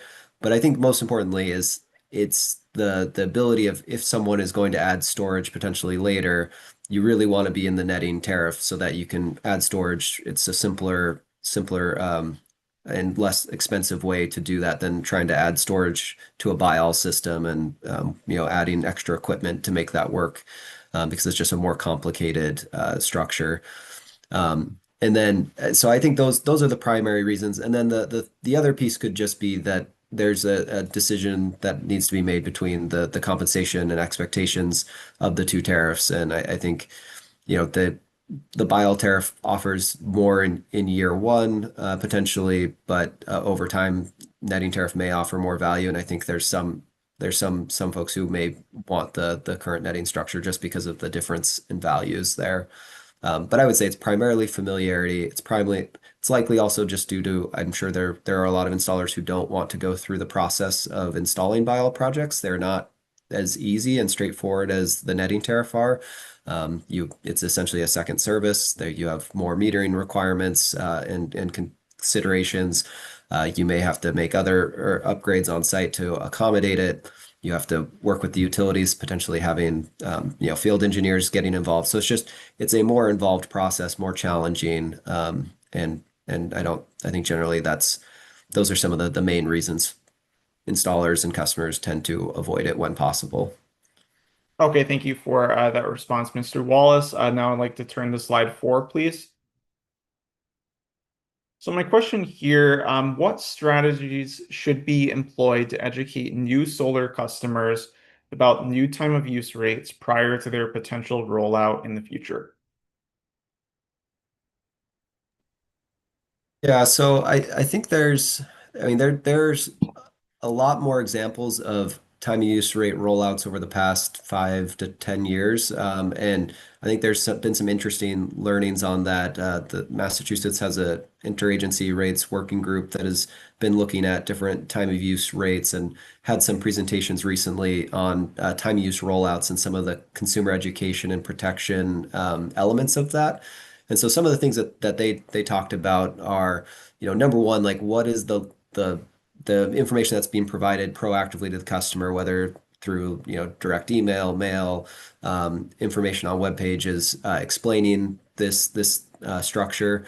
I think that's like obviously the step one. I think that's the bare minimum. But then there's other things that can be done in terms of some utilities have a kind of rate comparison tool that allows customers to log into their utility account with their actual usage data, and it can compare and say, if you were on this other rate schedule, this is what your bill would have looked like. And so it gives them more ability to compare time of use versus the current flat rate and whether or not it would be beneficial for them. So tools like that can be really, really helpful in explaining and making it clear to customers that there may be value from adopting this. There's also education about like how you can shift your usage. Obviously, that's not super complicated, but just I think explaining that in a clear way and putting some indicative numbers can be really helpful. Of if you run your washer and dryer and your dishwasher after 8 p.m., and you do that consistently throughout a month, it means X amount on your bill or something like that, where it can become real for the customer. And then when you add the solar piece, that's where it gets a lot more complicated. And I think where it really is beneficial when there is some of that interval data that can be used, whether it's green button data or having that available on at least an hourly type export, like that's useful because then a solar installer can actually look at that and verify, okay, here's your system, because the systems that we're designing, they have hourly production estimates. So like we can then use that and compare that against the customer's actual interval data and have a better estimate for the customer of what does their post-solar bill look like. Whereas if you don't have that data available for a solar customer, you're having to make a lot of assumptions about their usage profiles and the hourly consumption. And that's where there's just more variability. So that variability obviously brings risk. There's the possibility of customers not seeing the benefits that they expect just because they have a different usage profile than what was modeled.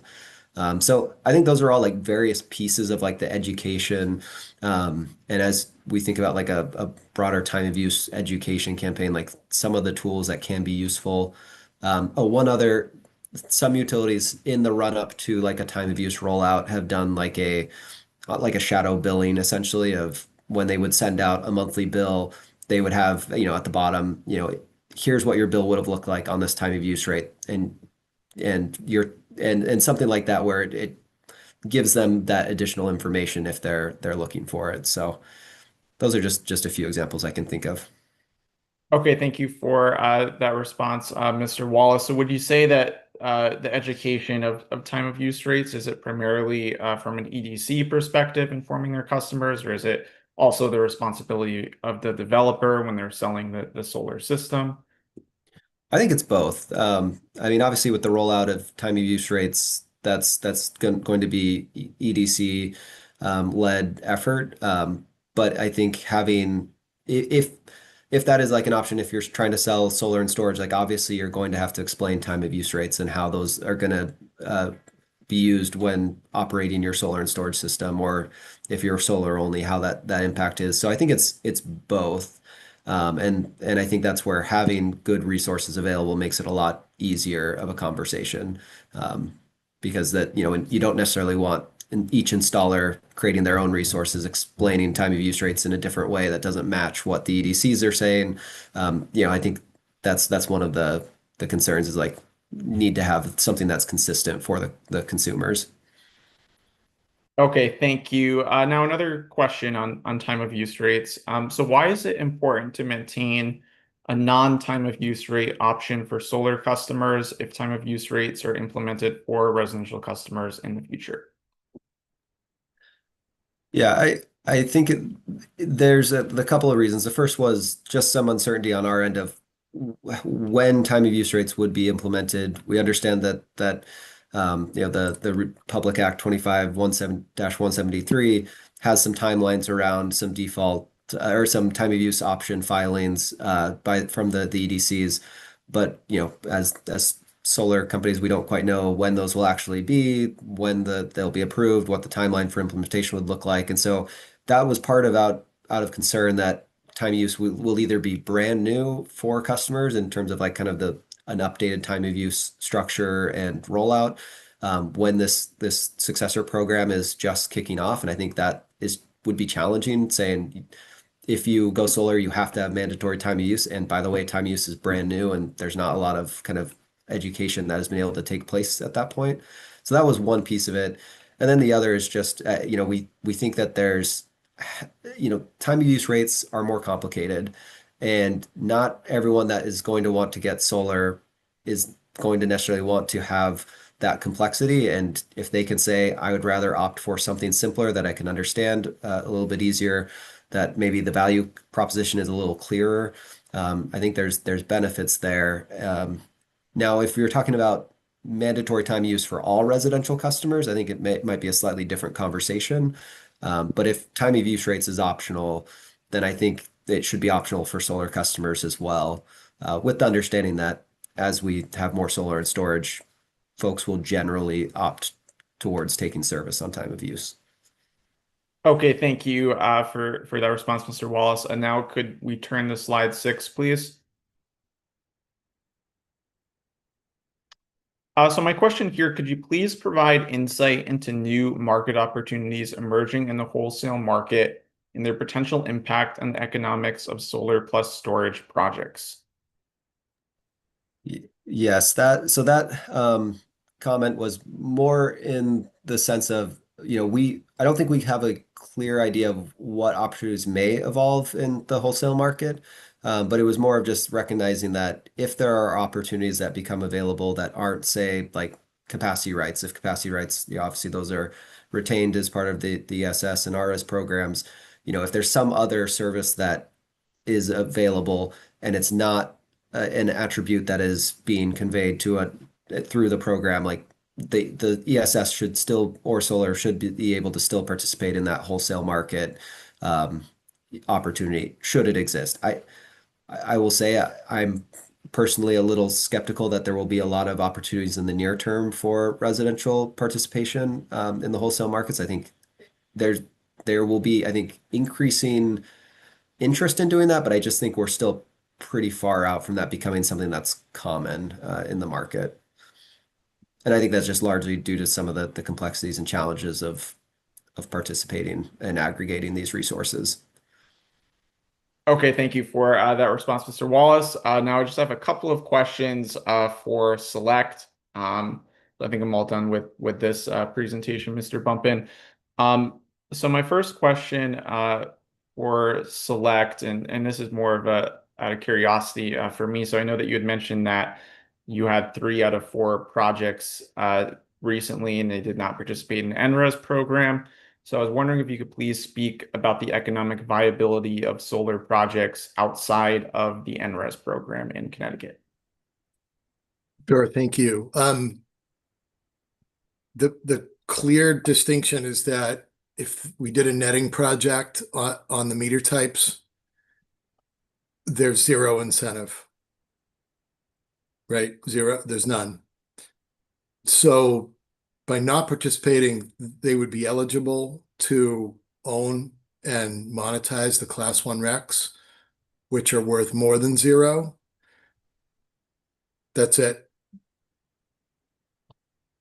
Okay, thank you for that response. Now I have another question. So I know that you had mentioned about the interconnection challenge for solar projects, and you had specifically mentioned prioritizing certain upgrades. Are there any other recommendations, Mr. Shortsleeve, that you have for the interconnection process for solar projects that could potentially be incorporated into this successor study?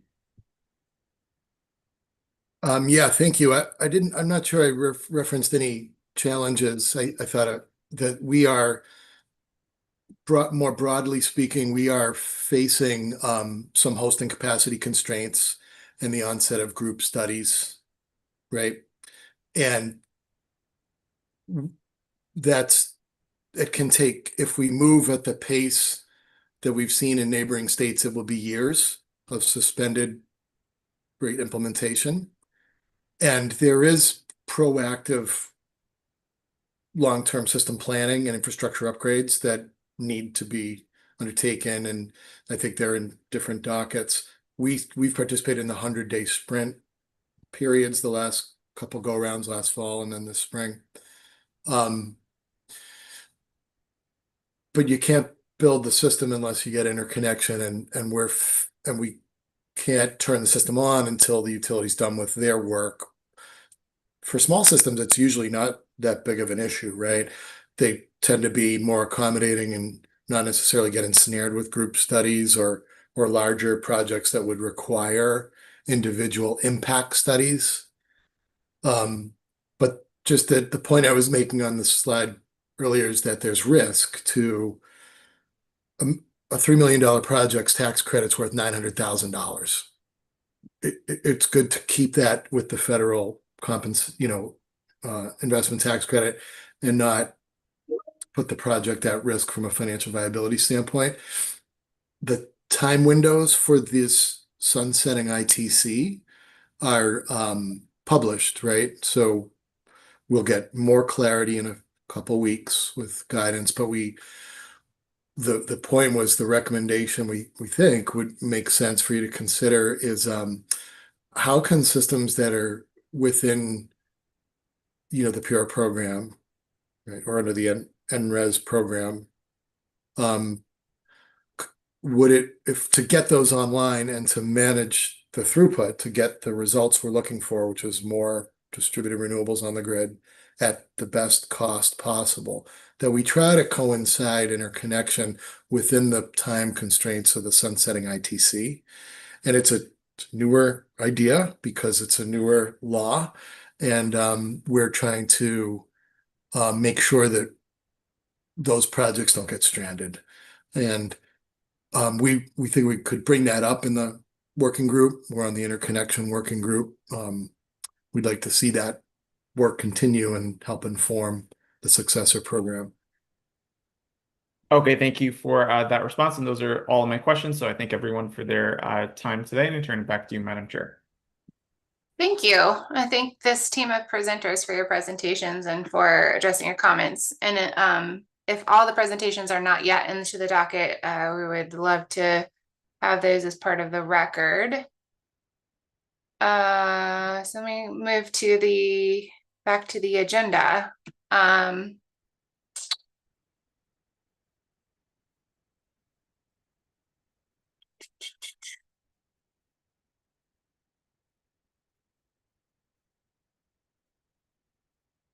Okay, so we've reached the public comment portion of our agenda. So if you're a member of the public, if you're not yet had a chance to comment today, I'd invite you to do so.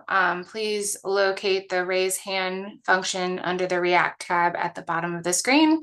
Again, today is not your only opportunity to participate or provide feedback. We will be extending additional opportunities. But if anyone would like to add anything to the conversation for today, we do want to pause here. Again, if you'd like to provide public comment, please locate the raise hand function under the React tab at the bottom of the screen. I'll pause here.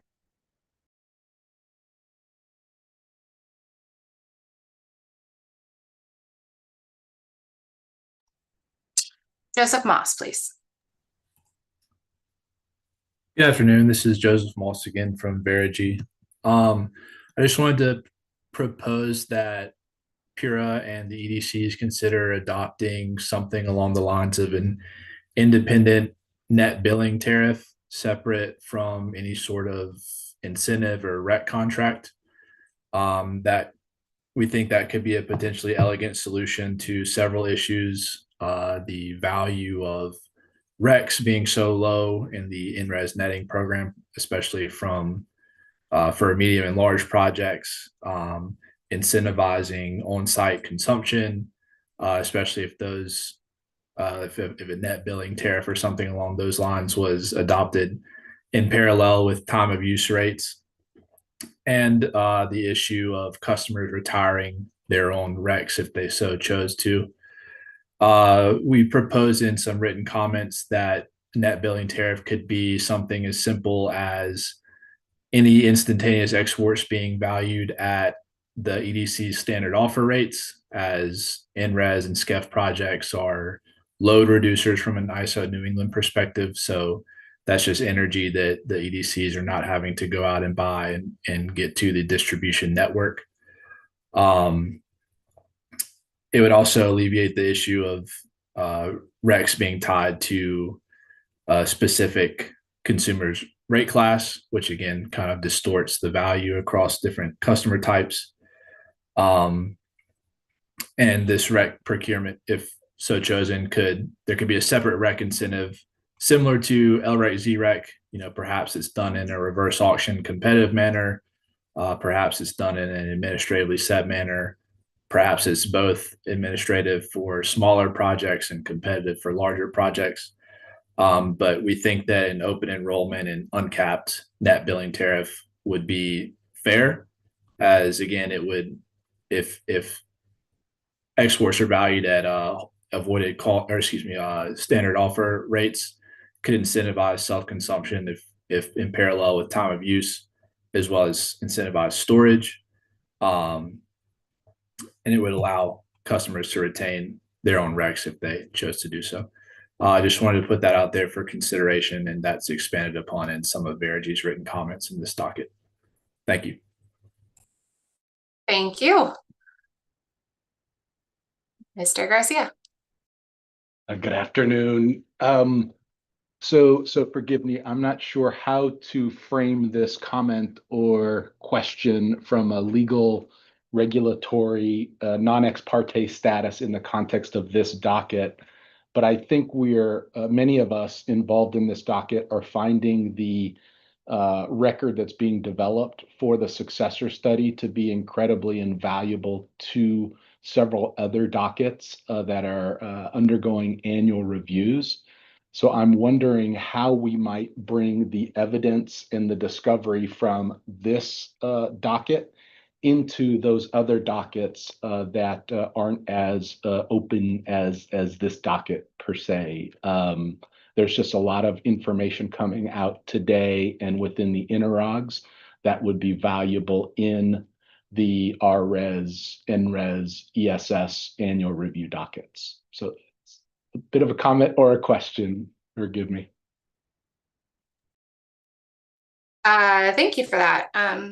We can certainly take that under advisement here and ascertain whether we can do notices of admitted evidence. So we'll make a note of that and look into it. Thank you.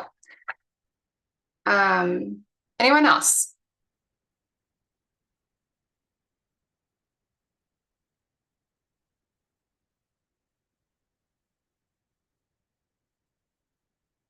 Okay, if not, we have reached the end of today's agenda. The agenda does list a couple of next anticipated comment opportunities, and we'll invite everyone to sign up for alerts on the docket and stay tuned to the docket for additional updates. The next activity. We anticipate issuing a third set of written comment requests and prompts on August 18th or on or about that day. So I really appreciate everyone's participation in today's technical meeting and in developing the record leading up to today, and what we will see from everyone moving forward.